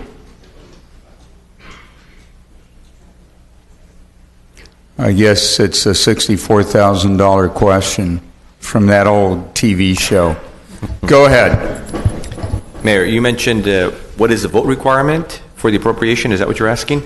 Yeah, if this motion does not receive 5 votes, what happens? Well, if it doesn't, Because you need 5 votes for an appropriation adjustment, correct? That's correct. That's correct. You All need right. 5 votes for this appropriation as recommended. All right. So my next point is that I believe that right now we have a hybrid. People have to live in certain parts of the city, but everybody gets to vote. And in return, every one of us up here have to respond to everybody within the city. And believe me, all of us get phone calls, take meetings, go out to all parts of the city. I haven't met a single council member that had said, well, I've got to take care only of my ward.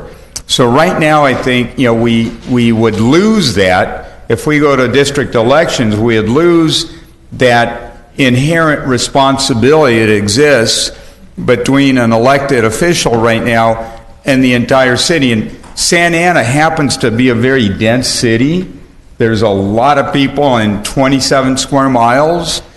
And as a consequence of that, I don't think it's impossible for folks really to know each other and for elected officials to know people throughout the city. And I think that works well.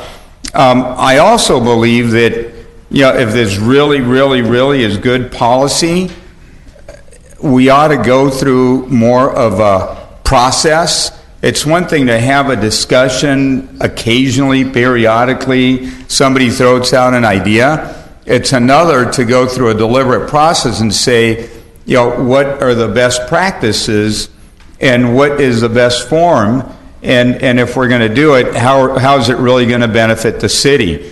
To me right now, I see that we're doing it at the 11th hour, literally. If we don't do this now, you miss the June election, and then you're in November. And I say no big deal. If it's good public policy, take your time, do it in November. But at the same time, I see a real urgency to do it in June. And by doing it in June, it then goes into effect in November.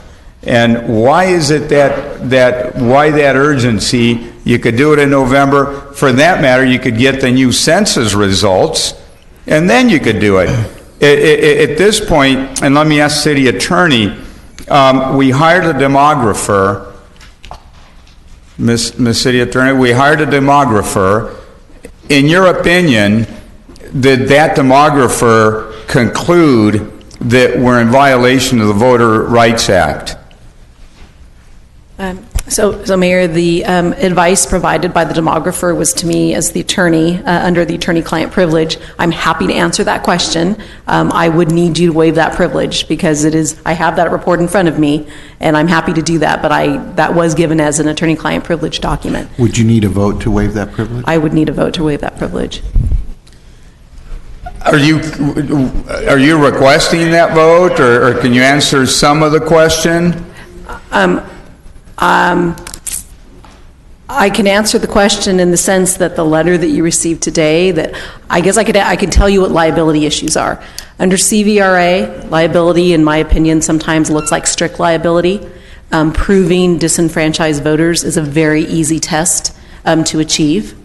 And I just, you guys, we've done this before. I don't like to speak to liability in public regarding my client unless my client tells me I can do that. Well, and I'm not trying to be evasive, I'm trying to do my job. But I am asking you, we have time to respond to that letter. Well, I believe there's yes, 45 days. If you want to talk about process, I'm happy to say that. Go ahead. The elections code, as I read earlier today, there is presumption in that elections code that you can adopt a resolution of intention within 45 days from the date that you receive the notice, which is today.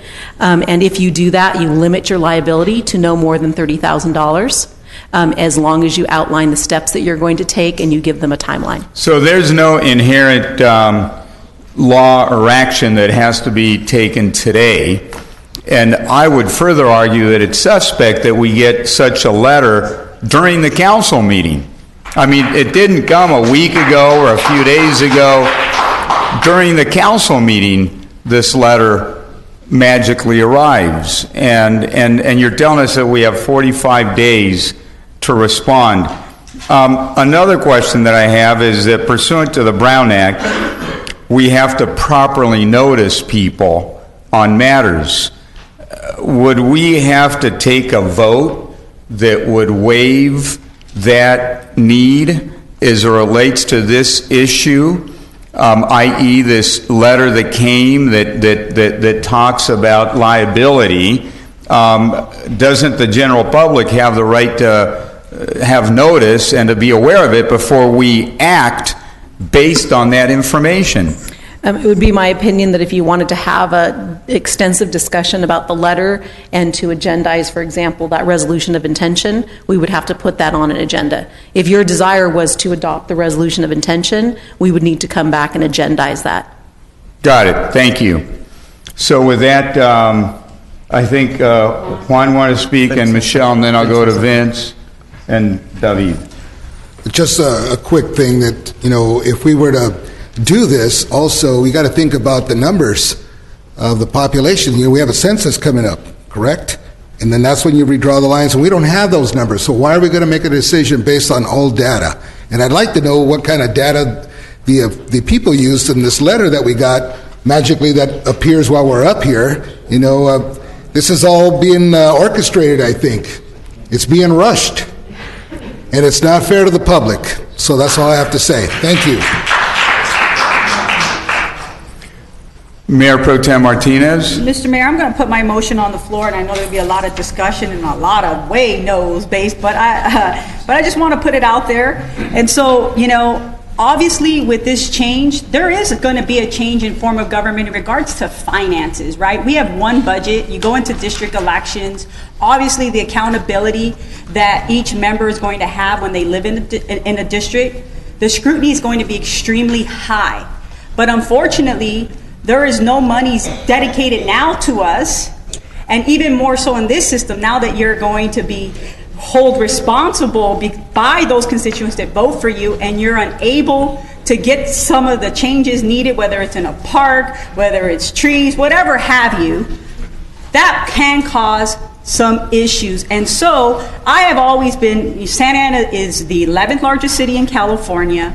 It's probably one of the only few cities left that doesn't have a full-time mayor and council, or a hybrid portion of like Long Beach, where it has a full-time mayor and it has a part-time council, where each of those council members receive a budget of $250,000 and an office to have their staff so that the constituents can hold that council member accountable. And so those are two options that I want to bring to the table. I've always brought in the first one, but if we do decide to go district elections, I think it's important for us to make sure that you give those members who will be running for office in 2018, the resources to be good elected officials. Secondly, I would recommend moving from the city's voting geography from district and voting method plurality to a by-district election with a mixed system of a mayor and two councils that would be at large. Unfortunately, as I looked at the current law, we would actually have to report that, but I just wanted to state that to the fact because we have to bring that back. I wanted to state that as well. And Madam City Attorney, I have a question. If this council decides to go to district elections and it has its mayor elected at large, and doesn't have a runoff, and say those folks that are in a district have a runoff, is there any legal challenges? Because out of the 7 of the 11 largest cities, they all have a runoff, including the mayor. So I have not had anyone do an analysis of that. Anecdotally, all I know is in researching this issue, there was a city in the Inland Empire recently who, as a result of a lawsuit, a CVRA lawsuit, went ahead and changed to at-district elections, but district elections, but did not change their at-large mayor, and that same person who sued is suing again. I don't know the outcome of that. That's at the Superior Court level, and that occurred recently. So I don't know what their theories are, but it must have been based on something happening within their demographics and their numbers, but I don't have any more information than that.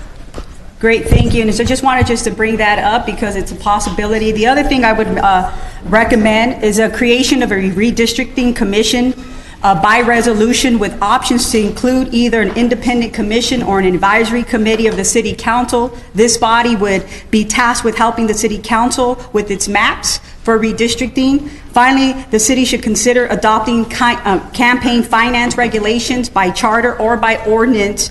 If the city is serious about getting special interest out of Santa Ana elections, it must also consider a public finance program. As of today, only 7 charter cities have adopted small donor matching fund programs where small contributions, generally of under $250 from city residents, are matched at the local government ratio that eventually would help remove a lot of the special interests that we're talking about, big dollars coming into elections. And then finally, I would ask the City Council to look at fixing the loopholes on using independent expenditures and also using partisan select committees to fundraise money. If we truly want to talk about having accountability, making sure that we take big interests out, there is a loophole currently now on this City Council where you can move towards using your select committees, and you also could use independent expenditures to raise money. And folks have done this up here on this council.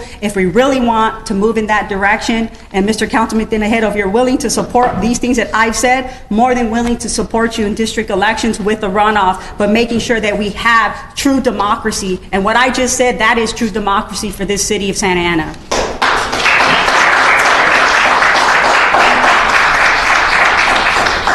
Additional comments?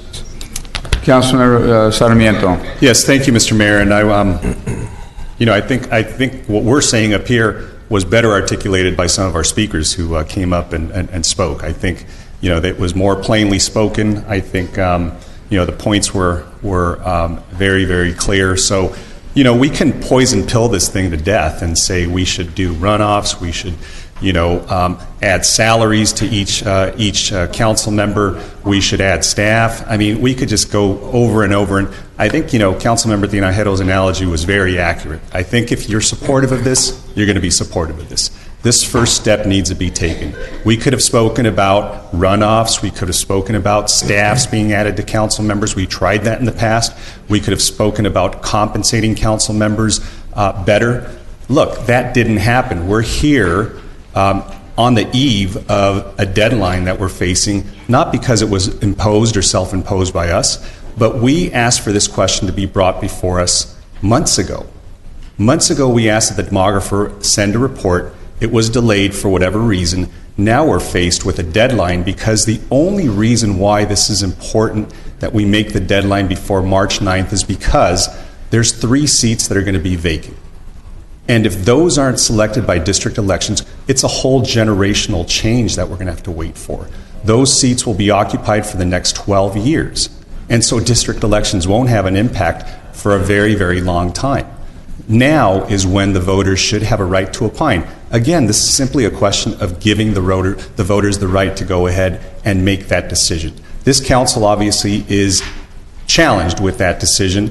We're not having a good, strong consensus on it, but I think that this is the appropriate decision. This is the appropriate question to ask. Now, Madam City Attorney, I had more of a technical question for you because, somebody said, well, why are we, what do we do with lawsuits or threats of lawsuits that we receive at the 11th hour? We've received plenty of lawsuits and threats of lawsuits at the 11th hour. I remember attorneys coming in challenging our CEQA analysis or challenging, one project or another, and lawsuits that are about maybe 6 inches thick being planted on our desk. And it happens right on the eve of a council meeting. So this isn't anything rare. This isn't anything new. It happens all the time.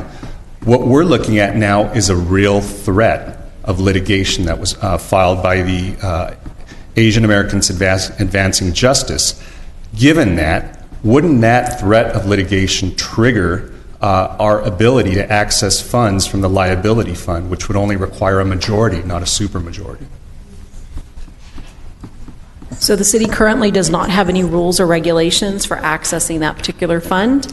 unlike what we have in other budget areas. I think ultimately that decision is made by our finance department, but it has been my experience that when we've had threats of litigation, there are previous examples where we've used the liability fund as the method of paying to settle those claims or to address the resolution of those claims. That has been our practice.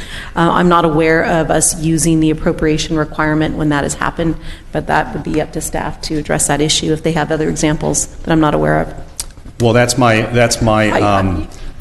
understanding as well. Given that, go ahead. Did you have? Well, forgive me because this is one of my pet issues, but what a specific thing that comes to mind was I think it was a year or so ago, we had potential liability at one of our stadium, I think it was at our stadium, addressing the use by members of our public, and we accessed our liability fund at that time as well to address that liability.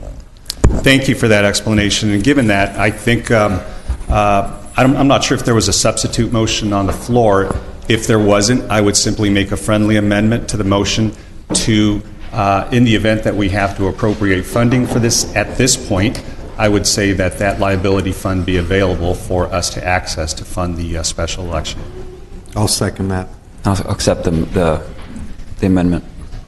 So at this point, Mayor, I'd like to call the question. Mr. Mayor. All right, I'm ready to call the question. Mr. Mayor, just a brief clarification. I would word that as using funds from the current fiscal year's liability fund in an amount not to exceed $30,000 for use for election costs, demographer costs, and outreach, just so we can be inclusive of what the related costs are going to be to deal with the issue before us.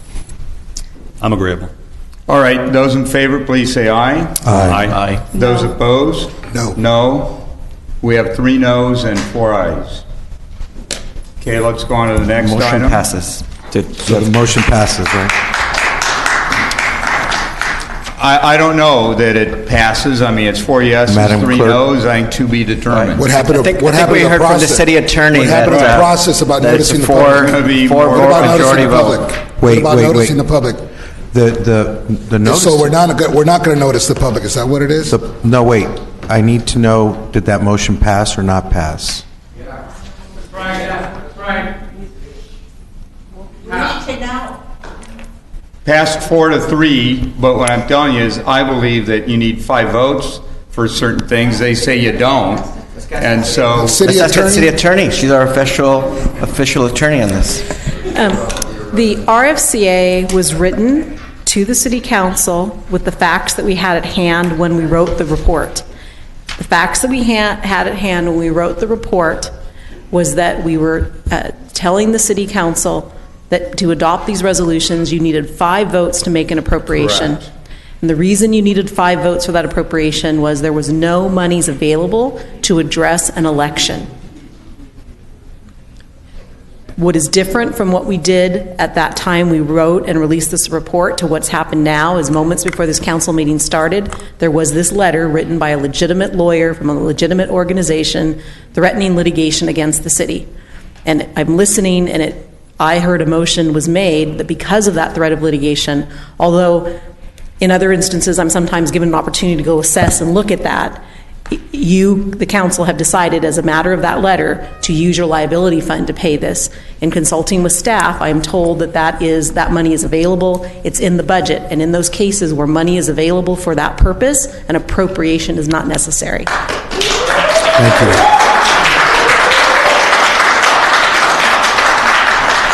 Motion carries. We move on. I still believe it's illegal, but let's move on. I think it's illegal too. I mean, how come? I thought we were And it going to be challenged. when it's a lawsuit like that. Let's move on. Don't talk over me. When I thought we have to allow the public to hear about this or notice it. Then why don't you be quiet for a second? Thank you. Be respectful. Councilmember, may I address your question? Yeah. So regarding notice for the public, I thought we have to have a notice for the public or do something. We have something of this magnitude. Don't we have to have time to research it? We haven't even researched it. As I mentioned, in past occurrences when we've received threats of litigation, I've asked for the opportunity to review and to look at the potential threat and to give you an assessment. In this case, as I've said to you and was in your staff report, CVRA lawsuits have the strict liability standard. I've also given the council the option that you had 45 days to address this, but at the end of the day, it's a vote of the council that determines what action you're going to take. I see. Thank you for the clarification. Thank you. Thank you. So let's go on to the next item.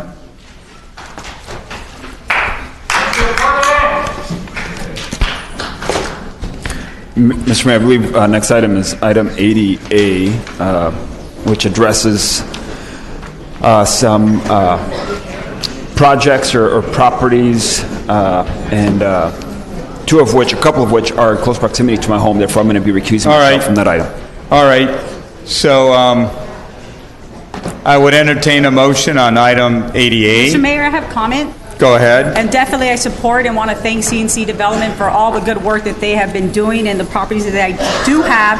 I just had a question for staff because I want to put it on the record because sometimes things can be confusing. What we're asking here today is to make some adjustments for the proposed management fee. But as you read, you don't ever see that fee, that increase is not going to be going to the renters. Their rent will continue to remain the same. The cost would be more towards the city of Santa Ana. They probably won't receive as much money as we have in the past. And so I just want to state that for the record. Is that a true statement? Yes, thank you, Mayor Pro Tem Martinez. This will not impact the general fund. It will impact the program income for the funds that were used to finance the loans originally, including our home program account, our neighborhood stabilization program account, and our housing successor agency account. However, the loans, as you stated, will be paid in full when they're due. Fantastic. Thank you, and I'll move this item, Mr. Mayor. I'll second. Those in favor, please say aye. Aye. Aye. Those opposed, motion carries. Next item is... Mr. Mayor, can we continue this item? Because I have to get going. Yeah, I will let's stay here continue for the one of next the work item. studies, but then I have to get going. Let's continue. You're talking about 85A. All right, let's continue that item.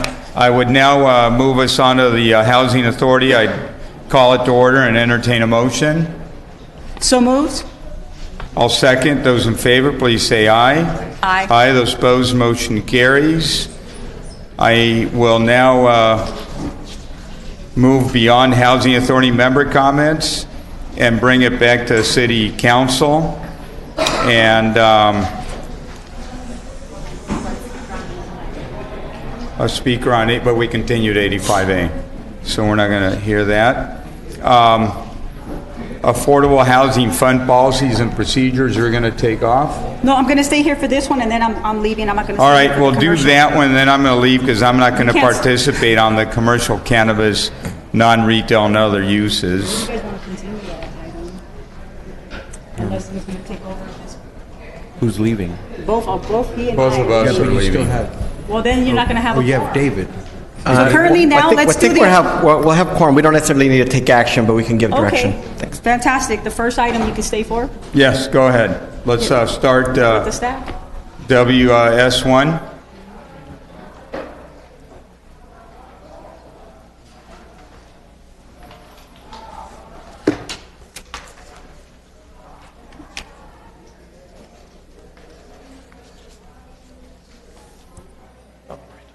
Thank you, Mayor. Members of the Council, we are here tonight to present a draft of our proposed Affordable Housing Funds policies and procedures. This is in follow-up to the recommendation approved by City Council on June 20th, 2017 to direct staff to develop a policy and criteria for the allocation of future affordable housing development funds. Following the direction we received on June 20th, these draft policies and procedures have gone through a 6-month review process. Beginning in September, we held our first work study session on these draft policies and procedures with our Community Redevelopment and Housing Commission. Following that, with direction and revisions from our CRHC, we then brought it back to the CRHC for approval on October 25th. Then on November 13th, we presented the draft to the Economic Development, Infrastructure, Budget, and Technology Committee. The EDIBT Committee provided direction to staff, requested more information on specific items, and also requested staff to hold a stakeholder workshop. On December 19th, we held a stakeholder workshop in which 15 stakeholders attended the meeting, ranging from Jamboree Housing, AmCal, and CNC Development to the Public Law Center and Kennedy Commission. Following the stakeholder meeting, we integrated the feedback we heard and then brought back the revised policies and procedures to the EDIBT committee a second time on January 8th. At their January 8th meeting, the EDIBT committee requested additional revisions which have been incorporated into this draft. The draft policies and procedures have also been made available on our website for the past three months for public review and comment. Our next step is to bring the draft policies and procedures to City Council for consideration on March 20th. With approval by City Council, these policies and procedures will guide how our limited affordable housing funds and land assets are allocated, committed, loaned, and monitored for affordable housing development. The goal and intent is to provide a transparent, open, and fair process for the allocation of our scarce affordable housing resources. Among competing private and public interests for how our affordable housing funds are allocated to address what is one of the most pressing issues in our community, these draft policies and procedures provide a framework upon which our staff and residents can trust and rely upon for the transparent and effective administration of our limited affordable housing resources. We have heard from our Community Redevelopment and Housing Commission, from stakeholders in the community, and from the EDIBT committee with substantial feedback, and everyone is in support of these draft policies and procedures as provided to you today. The content of these policies and procedures is comprehensive, starting with the type of affordable housing funds we currently have available. The balance of funding sources available is currently published on a quarterly basis as an exhibit to our Housing Division quarterly report, and future sources of funds that become available, like funding through the SB2 or SB3 legislation, will also be covered by these policies and procedures. The majority of the policies of most interest to everyone is our proposal submittal and review procedures beginning on page 9. These are our policies and procedures for how a proposal may be submitted to and reviewed by the city. The remaining sections cover our pre-loan commitment procedures following approval by City Council, our loan terms and closing procedures, project monitoring and reporting, and an in-depth overview of our funding sources currently available. Our presentation will go in depth on our proposal submittal and review procedures beginning on page 9. Our proposal submittal and review procedures provides 3 opportunities for the submission or review of a proposal.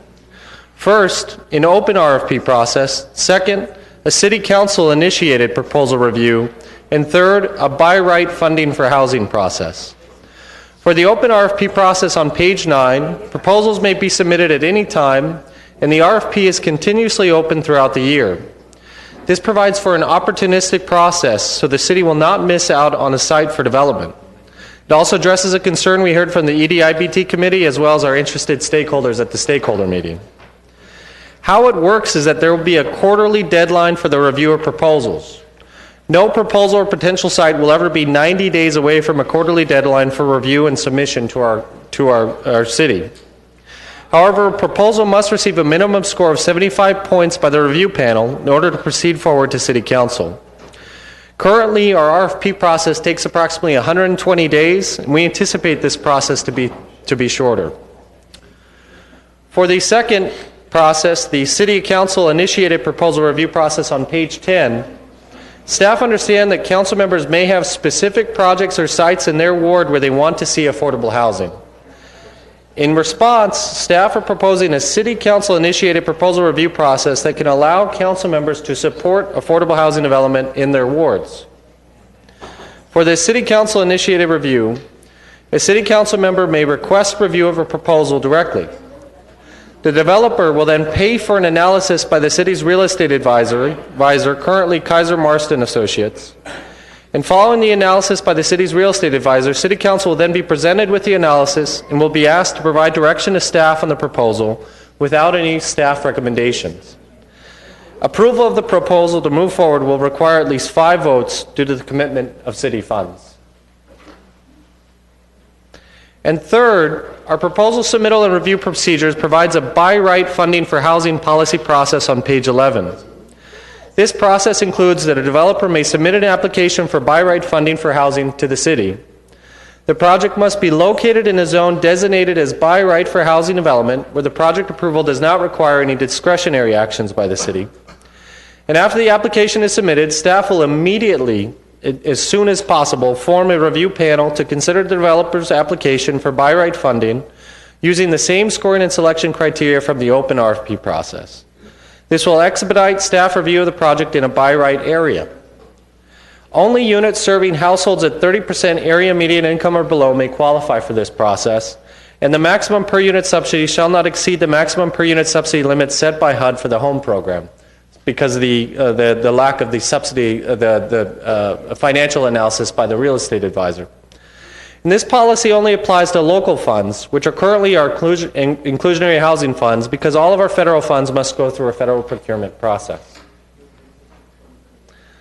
The RFP competitive selection criteria on page 12 applies to the open RFP process and the by right funding for housing process.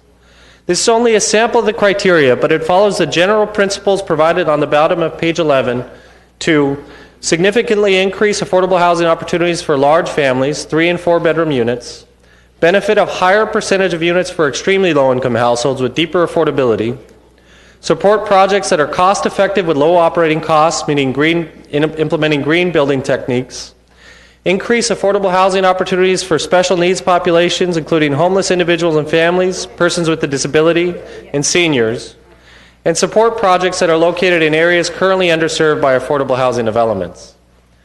Following direction from our EDIBT committee, timeliness of the project was also moved up as the next highest scoring section after level of affordability and target population, because as we all know, and as Mayor Pro Tem Martinez communicated multiple times before, we need affordable housing now. These criteria may be modified by staff from time to time to address practical requirements arising from a particular solicitation. With this is the end of our presentation. We will be returning to City Council on March 20th with a recommendation for approval of the draft policies and procedures that you have received tonight. Wow. Thank you. Thank you, Judson. I appreciate your presentation. I don't think we're going to be able to give action. We obviously have lost a quorum here. So I'll go ahead and hopefully if others come back, thank you for your presentation. Is there any questions right now? Well, just since it's a work study, it's exchange of information, but we're not called to take action. There's no action on the agenda, correct? So we could still... No, we actually have an opportunity to give action. It was on the council last meeting, but because certain members of the council were not here, we decided to move it to this to this meeting. But obviously, we're facing the same issues again. So different council members, and so but we can take direction. It was and so I guess we're not going to be able to. So you can give your input, and then hopefully you could come back for up or down. So one comment and one request. One is my comment is to staff with regard to bringing this forward. We've had issues in the past where there's been lack of clarity and there's it's just been very sort of ambiguous and it's caused some challenges as to basically how we direct our housing fund. So I appreciate staff being proactive and bringing this forward. And my request is I'd like to be able to set up a meeting, Judson, with yourself, your office. I'd be interested in delving into this a little bit more extended, with more questions beyond tonight's meeting. So thank you again, and if you can help me coordinate. Julie, maybe perhaps Julie, if you could help me with that. Thank you. I didn't want to step on Councilman Benavidez's last comments, so I wanted to catch those. But thank you, Mayor Pro Tem, and thank you for bringing this back. I know that the last time that this was brought before us, I wasn't present, and I know I was part of the committee when we made some of these recommendations. So thank you to staff. Thank you, Judson, for bringing this back to us.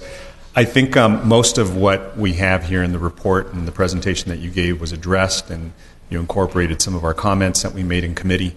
So we appreciate that. Basically, the story is we need more housing, but we need a lot more affordable housing, right? And we need to have affordable housing that reflects the needs in our community. So, you can have affordable housing that are micro units, that are single bedrooms, but those aren't really the type of unit mix that we need. The type of unit mix that we need are for multiple families. We need multifamily housing that is 2 and 3 bedrooms. And so I applaud those developers who have come out and done 3 and 4 bedroom units and included those in their unit mix. And the other priority that I know is reflected here is that we have a lower AMI.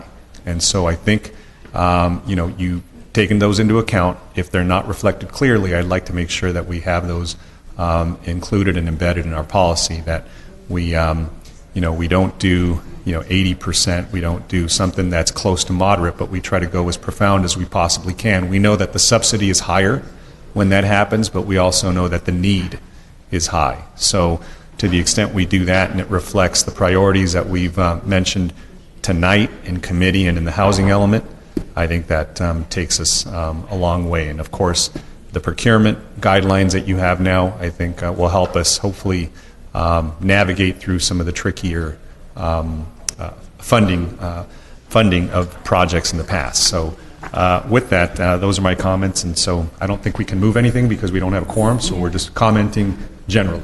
So thank you. So with that, I think I've given all my points at the committee, and all of it was articulated by Judson that's in the report. I just think of moving forward, it's an opportunity for us to make sure that we're able to provide stability and consistency with our developers. I think that's very important for them, especially if we're wanting to make our priority to build more affordable housing with our funds that we currently have.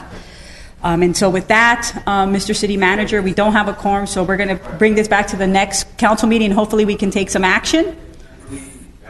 So now we have a, yes. I recuse myself on this next work study. So do we want to take action? I know you weren't here, Councilman Solorio, but it's affordable housing policy. Do you support it? If so, do you want to? We're here. We could, but I know Councilman Benavides wanted more information. So do we want to continue this item to the next council meeting? Yep. Well, as I understand it today was to be able to present, do a work study session to present the proposed policy and procedures, and it will be agendized for action at the next meeting, correct? Yeah. Okay, fantastic. So we're going to be moving on to the next study session, which is commercial cannabis and non-retail and other uses. Mayor Pro Tem Martinez, I want to clarify the friendly amendment that was made to item 65A. Because apparently there's been some, what's the number? 65B. There's some confusion on how the friendly amendment was phrased. So the idea is $30,000 in addition to the election costs of $202,000. And the reason for the $30,000 I mentioned is for the demographer and outreach costs. So there was the original motion by Councilmember Benavides and second by Councilmember Sarmiento. So I just want to make sure that folks understood that the connection with the $30,000 and election cost was with that sentiment. Thank you, Madam Mayor Pro Tem. I'm glad that clarification was made because I think, again, it could have been misunderstood by staff, and I know that the city manager has implored me to make sure that our motions are much more clear, because sometimes by the time we state them or restate them on the dais and staff interprets them, it could be interpreted differently. So I always try to have the city manager almost restate the motion so we make sure that staff understands. But that was clear, and that's the way I understood it. And it's an amount up to that amount because we really don't know from the county exactly how much they're going to charge. So it's an amount of the 202 plus the 30,000 that would be the friendly amendment motion. It's buffer language and buffer amount. So. And I believe that is the understanding that the city clerk and I got out of the motion. So basically, the 30,000 is above the amount that we had in the staff report. That's correct. Okay, I think that's what we understood. That's correct. Thank you. Thank you. Great.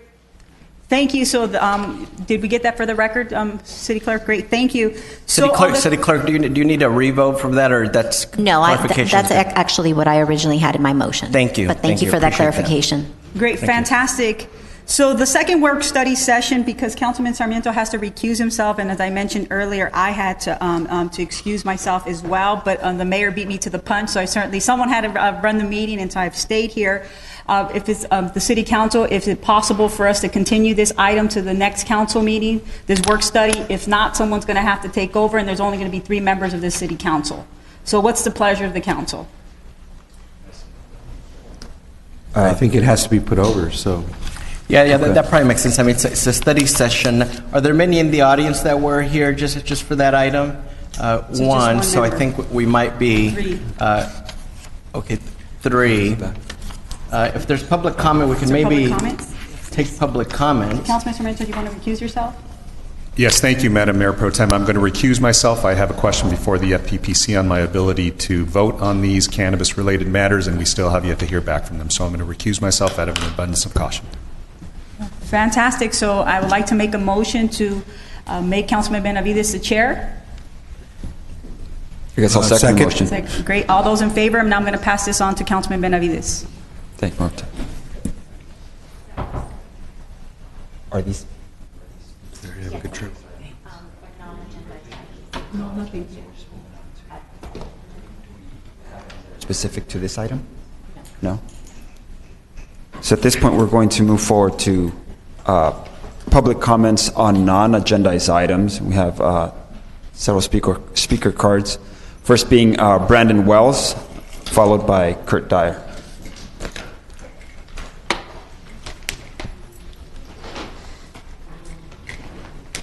Hi there, my name is Brandon Wells. I've grown up in Santa Ana, part of Santa Ana Unified School District, and about to graduate from Cal State Fullerton this semester. So a project a partner of mine from also Santa Ana and I created is Apprentice Builds. It's a nonprofit. We just became legitimate last week.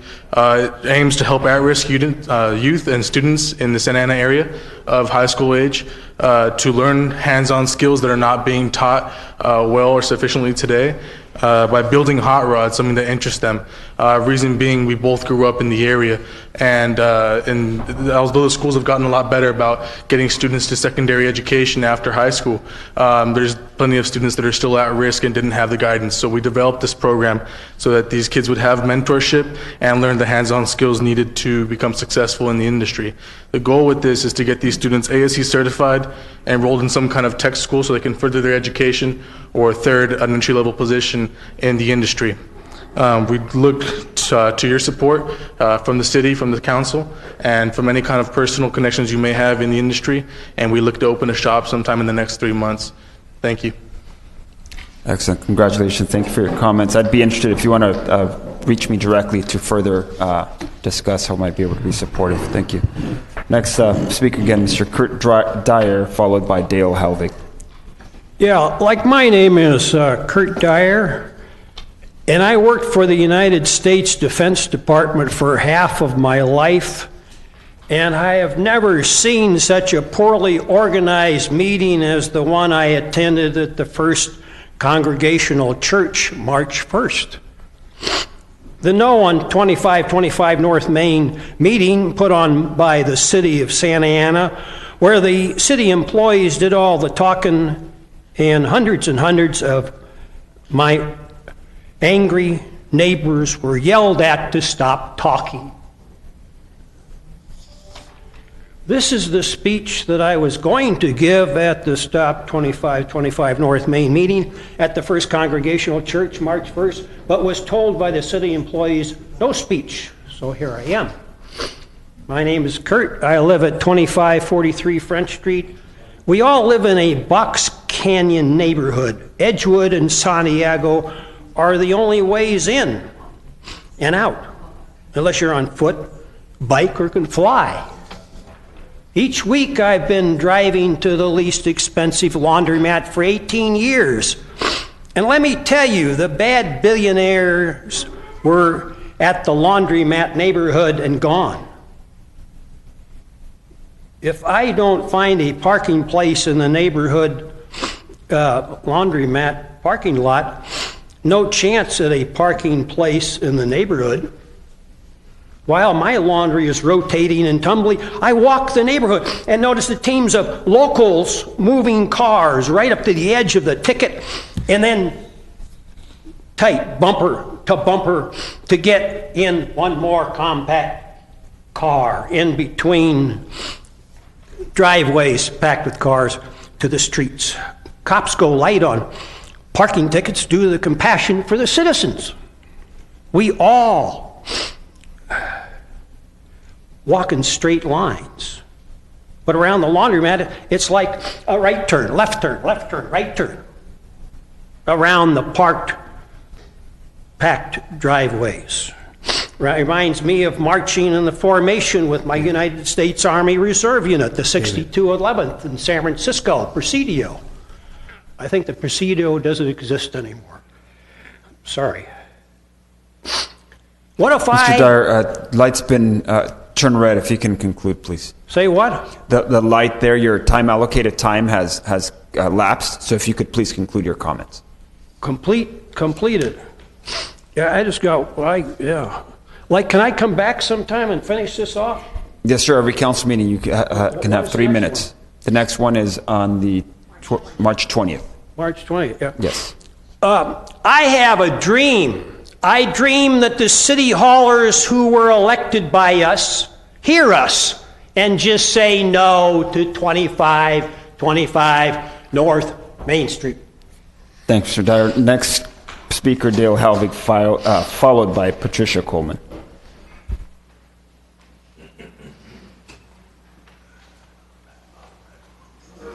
Well, I was hoping a few more would be around here tonight instead of just the three of you, but you know, I read that the general plan is considered its constitution for all land use decisions. And as such, we should not be willing to change the general plan when a developer shows up and promises prosperity to the city. We have a housing plan, so let's follow it. The housing plan is to ensure that we maintain the vision, goals, policies, and programs of the city. The purpose for using specific development is for protecting the health and safety and general welfare of the people of the city. I recently attended a meeting of the Park Santiago neighborhood with the Park Santiago neighborhood board and the developers, and it was the first time that we were actually able to get through the developer's presentation. It was the third attempt. The downside was that all the great amenities that the new development promised to have for the residents there is still not a reasonable use of the land. The size went from 517 units down to 505 units. This move is in the right direction, but it's still a long way to go to be acceptable. And I believe that the developer doesn't really take us seriously. The general plan should be taken seriously by all of you. Granting amendment changes and rezoning is the exception to the plan, not a course of normal business. Again, I ask, why do so many people assume it's a done deal? After Wednesday, tomorrow, we'll have met with 3 of the council members, and we look forward to meeting the rest of you soon. Thank you. Thank you, Mr. Halvig. Next speaker is Patricia Coleman, followed by Ben Lieberman, and then Sabrina Wilson.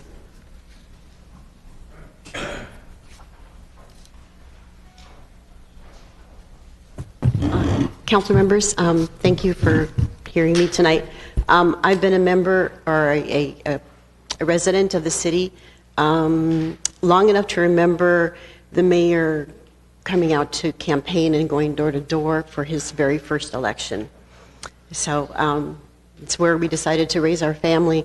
I wanted to say that I just came up here to say that I've been unfortunately really disappointed with how the city has handled and how the project 2525 has evolved, because I was surprised to see, for instance, a vision plan that had density of unlimited high-rise and unlimited density, unlimited height, with no discussion with the neighborhood, and my understanding is that you're working toward a collaborative relationship with the people. And I feel, and a lot of other people feel, that it's been disrespectful of the people to not be included. This is a project that had discussion with a developer long before the people in the neighborhood were even let know that it existed. So I would appreciate you thinking about listening more to us and including the neighborhood in projects at an earlier time. Thank you. Thank you, Ms. Coleman. Next speaker, Mr. Ben Lieberman. Mr. Lieberman's not present. The final speaker will be Sabrina Wilson.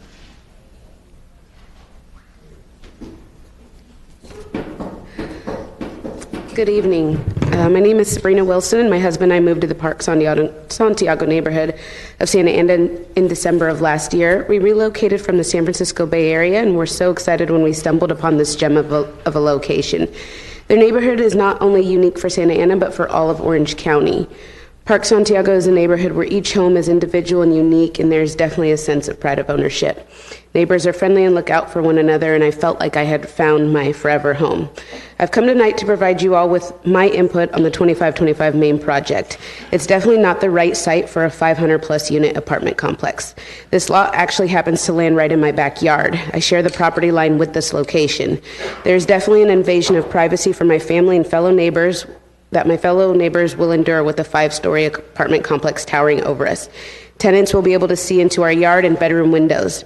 This proposed project is extremely large, tall, and dense for this location. Traffic is already a major issue at the intersection of Main and Edgewood. There's already congestion to get out of Park Santiago and onto Highway 5. This would only make it much worse to get out of Park Santiago, especially since they have it planned that the entrances and exits would be on Edgewood. The lack of parking planned for each of its tenants will have its residents and their guests spilling out into our neighborhood and blocking our driveways.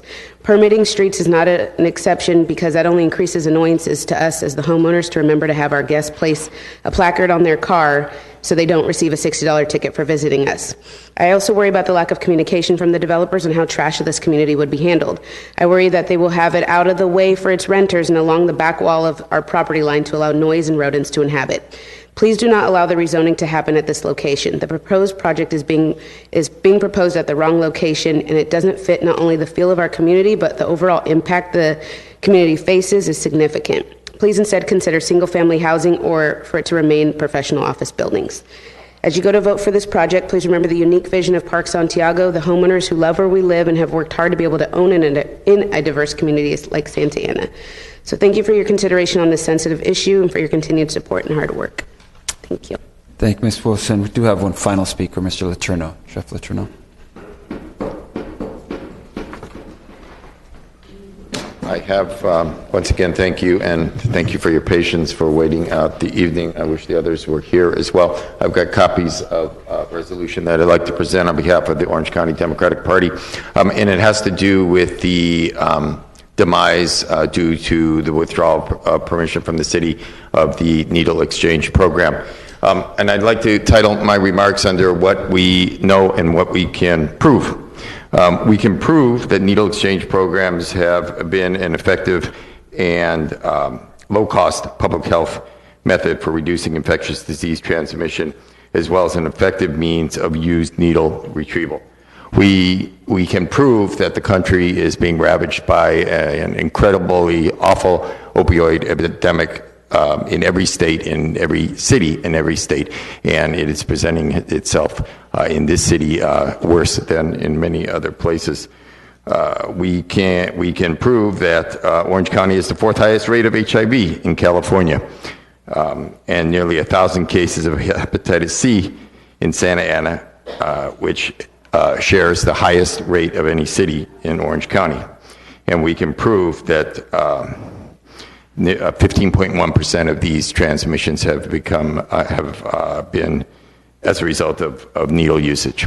What we know is that for a long period of time, Santa Ana has been asked to share an unfair burden of this needle exchange program. But we also know, I see I'm running out of time, that each and every hour of each day, of every week, of every month, of every year, there are new HIV and hepatitis C transmissions, each one costing hundreds of thousands of dollars over the course of a lifetime of people who are becoming infected.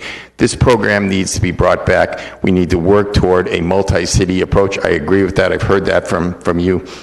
And I think efforts are underway with AIDS Services Foundation to make that happen.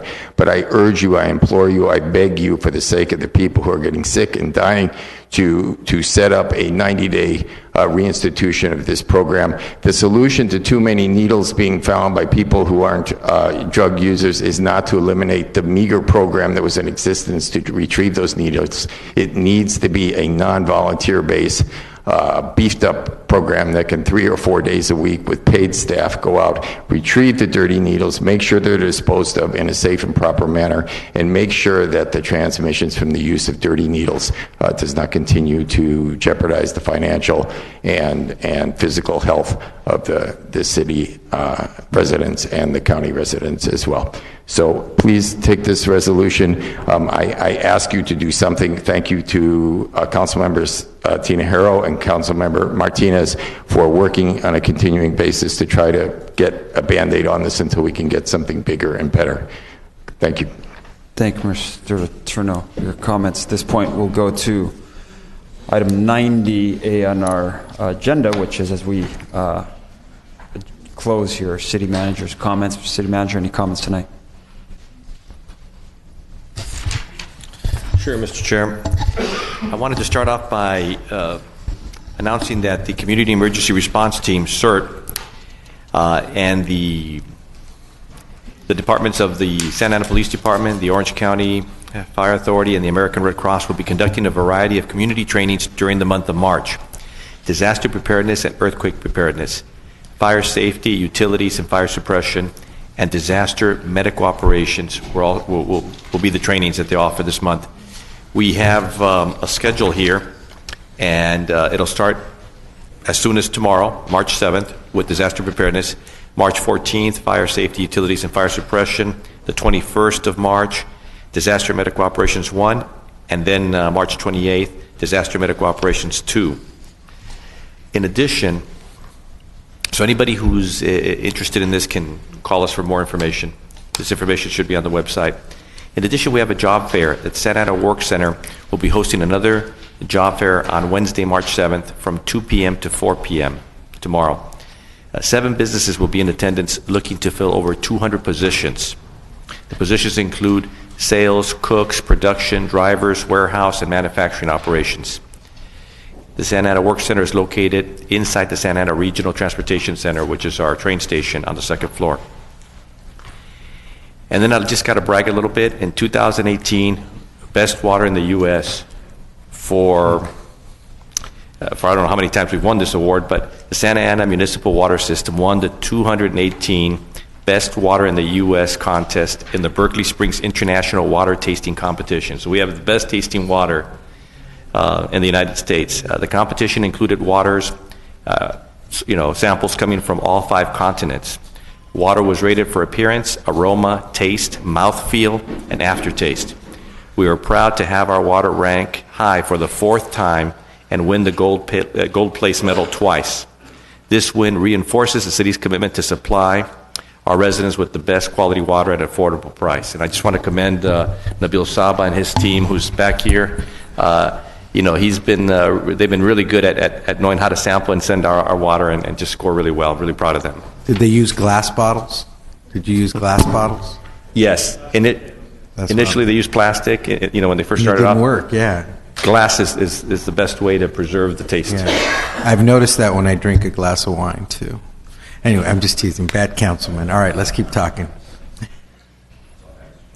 Thank you, City Manager, for council comments. Councilman Tinajero. Thank you, Councilman Benavides. First, I want to thank the staff for, there's been a lot on your plate lately, and sometimes people don't quite understand that, but the life of our staff is pretty amazing. They come into work thinking, okay, today I have these 5 things that I have to get accomplished, and within a half hour, they're already getting calls on other things. And so it's been a very fascinating time to watch the transition occur, and then just how everyone has been working very, very hard. I mean, there's some staff members that I haven't seen for a while because they're really swamped with work. So I just want to thank you for the work that you do. We have an event coming up next month, I believe, or actually at the end of this month. There's going to be a march on gun violence. I believe it's going to be at Centennial Park. I think it's going to be a great event.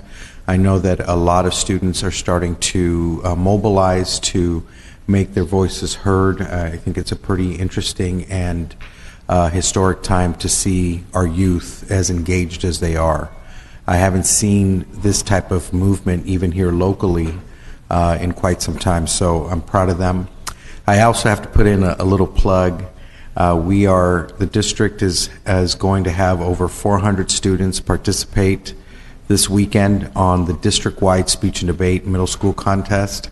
The top 2 speakers in every event will get a paid trip to Fort Lauderdale, Florida to compete at the national tournament against schools from all over the United States.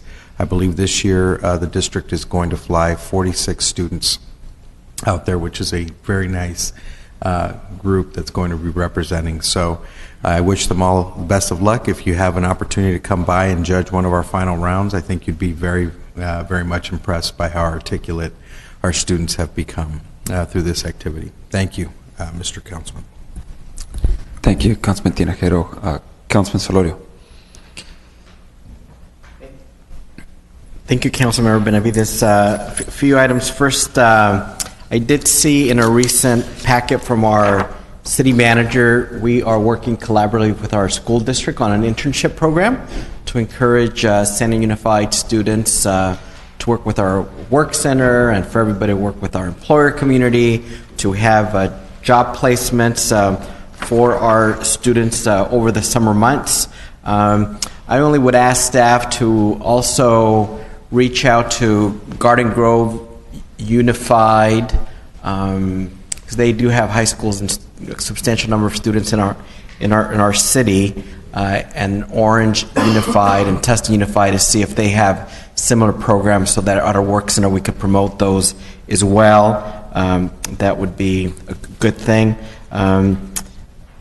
Also, this past weekend, the school district had a fantastic performance and outreach and entertainment program in our downtown called Boca de Oro. And I know there were literally hundreds of students and parents attending multiple workshops and events and performances and discussions about their books. I know Councilmember Villegas showcased the book that he wrote, and then I know that Councilmember Tinajero had many of his speech and debaters there. They did amazing, so kudos to both, the school district overall. Finally, 2 related things, maybe on our council agenda as part of the 90B item or as need be. I know there are certain requirements for when council members do city business outside of the district, that it should be shared with the public, and it would be good just to highlight. I know other communities, will highlight what that specific requirement is, and it just kind of reminds everybody to share that, because, for example, on January 19th, on behalf of the City of Santa Ana, I went to the League of Cities Public Safety Committee that I'm on. The big issue was homelessness, and so future ones will have that topic as well. I'm sure that there's an upcoming meeting of the same group, and it's going to be in Pomona. So as I get a little bit more information about that, I'll try to share it with my colleagues in the community. So wanted to speak on those items as well. Thank you. Thank you, Councilman Solorio. Councilman Villegas, any comments? No comments tonight. So a couple of comments that I have. One is on one of the agenda items, agenda item 20A. We voted on some water main improvements, and the winning bid there came from a company in Wisconsin. Second highest or second closest bid is more local, not in Santa Ana, Orange County, but in Pico Rivera. And I know that a couple of years ago we took action to provide some, essentially to try to get more local businesses to be able to secure some of the business within the city to in essence support local economy and local jobs and job creation. So something that I would ask of staff is for us to maybe revisit that ordinance, to look at at the formula to see if we are if we're providing enough of an incentive, if you will, or credit for a local business to be able to have secure some of these bids with the city. This is a nearly $3 million bid, and it just would have been, if there was a possibility to have, again, more local people put to work on a project that size, it just would be a positive thing for local economy, something for future. Another just general comment, a number of years ago, we went through a process, a bond measure, because our streets had reached a point of disrepair. And I'm noticing that was actually probably about 10 years ago now. I'm noticing some of those streets, those neighborhood streets that we did a lot of work to be able to repair and in some case reconstruct altogether, are starting to show wear and we're starting to see some potholes starting to appear again.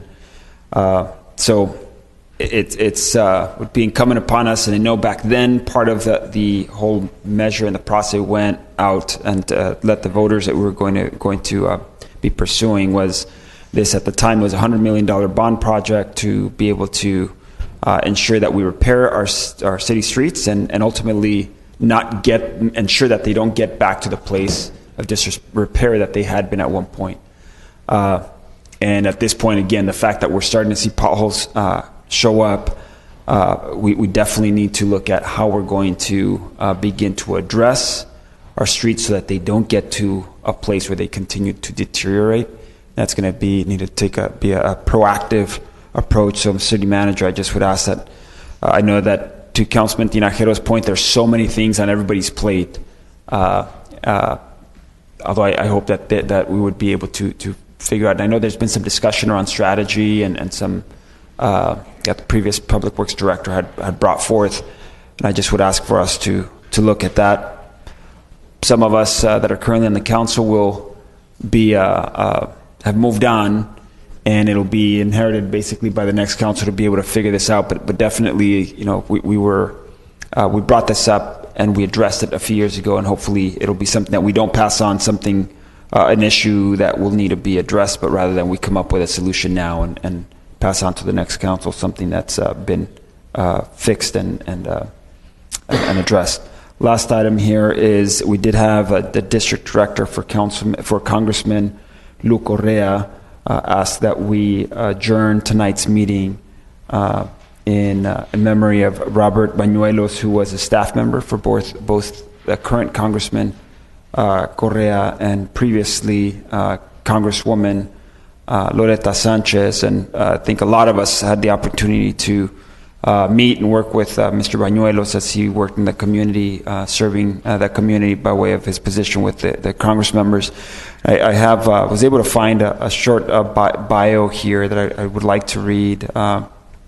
Robert was raised on his family's farm here. He's lifelong resident of Orange County and was raised on his family's farm in the area now known as Fountain Valley. Then Robert and the Bañuelos family were community-minded and regularly donated vegetables and livestock to the local food bank to help address hunger in Orange County. Robert's father was a World War II veteran. His mother worked on the space shuttle program at NASA, and Robert worked for AT&T for 25 years and also worked for the Parks and Recreation Department in Orange County, and was at one point assistant director at the Southwest Senior Center for a number of years. And during his work with the Congress members, his focus was in the area of serving senior citizens and U.S. veterans and their families. So tonight, I would just like to adjourn this meeting in memory of Robert Bañuelos. And with that, meeting's adjourned. Thank you very much. Good night.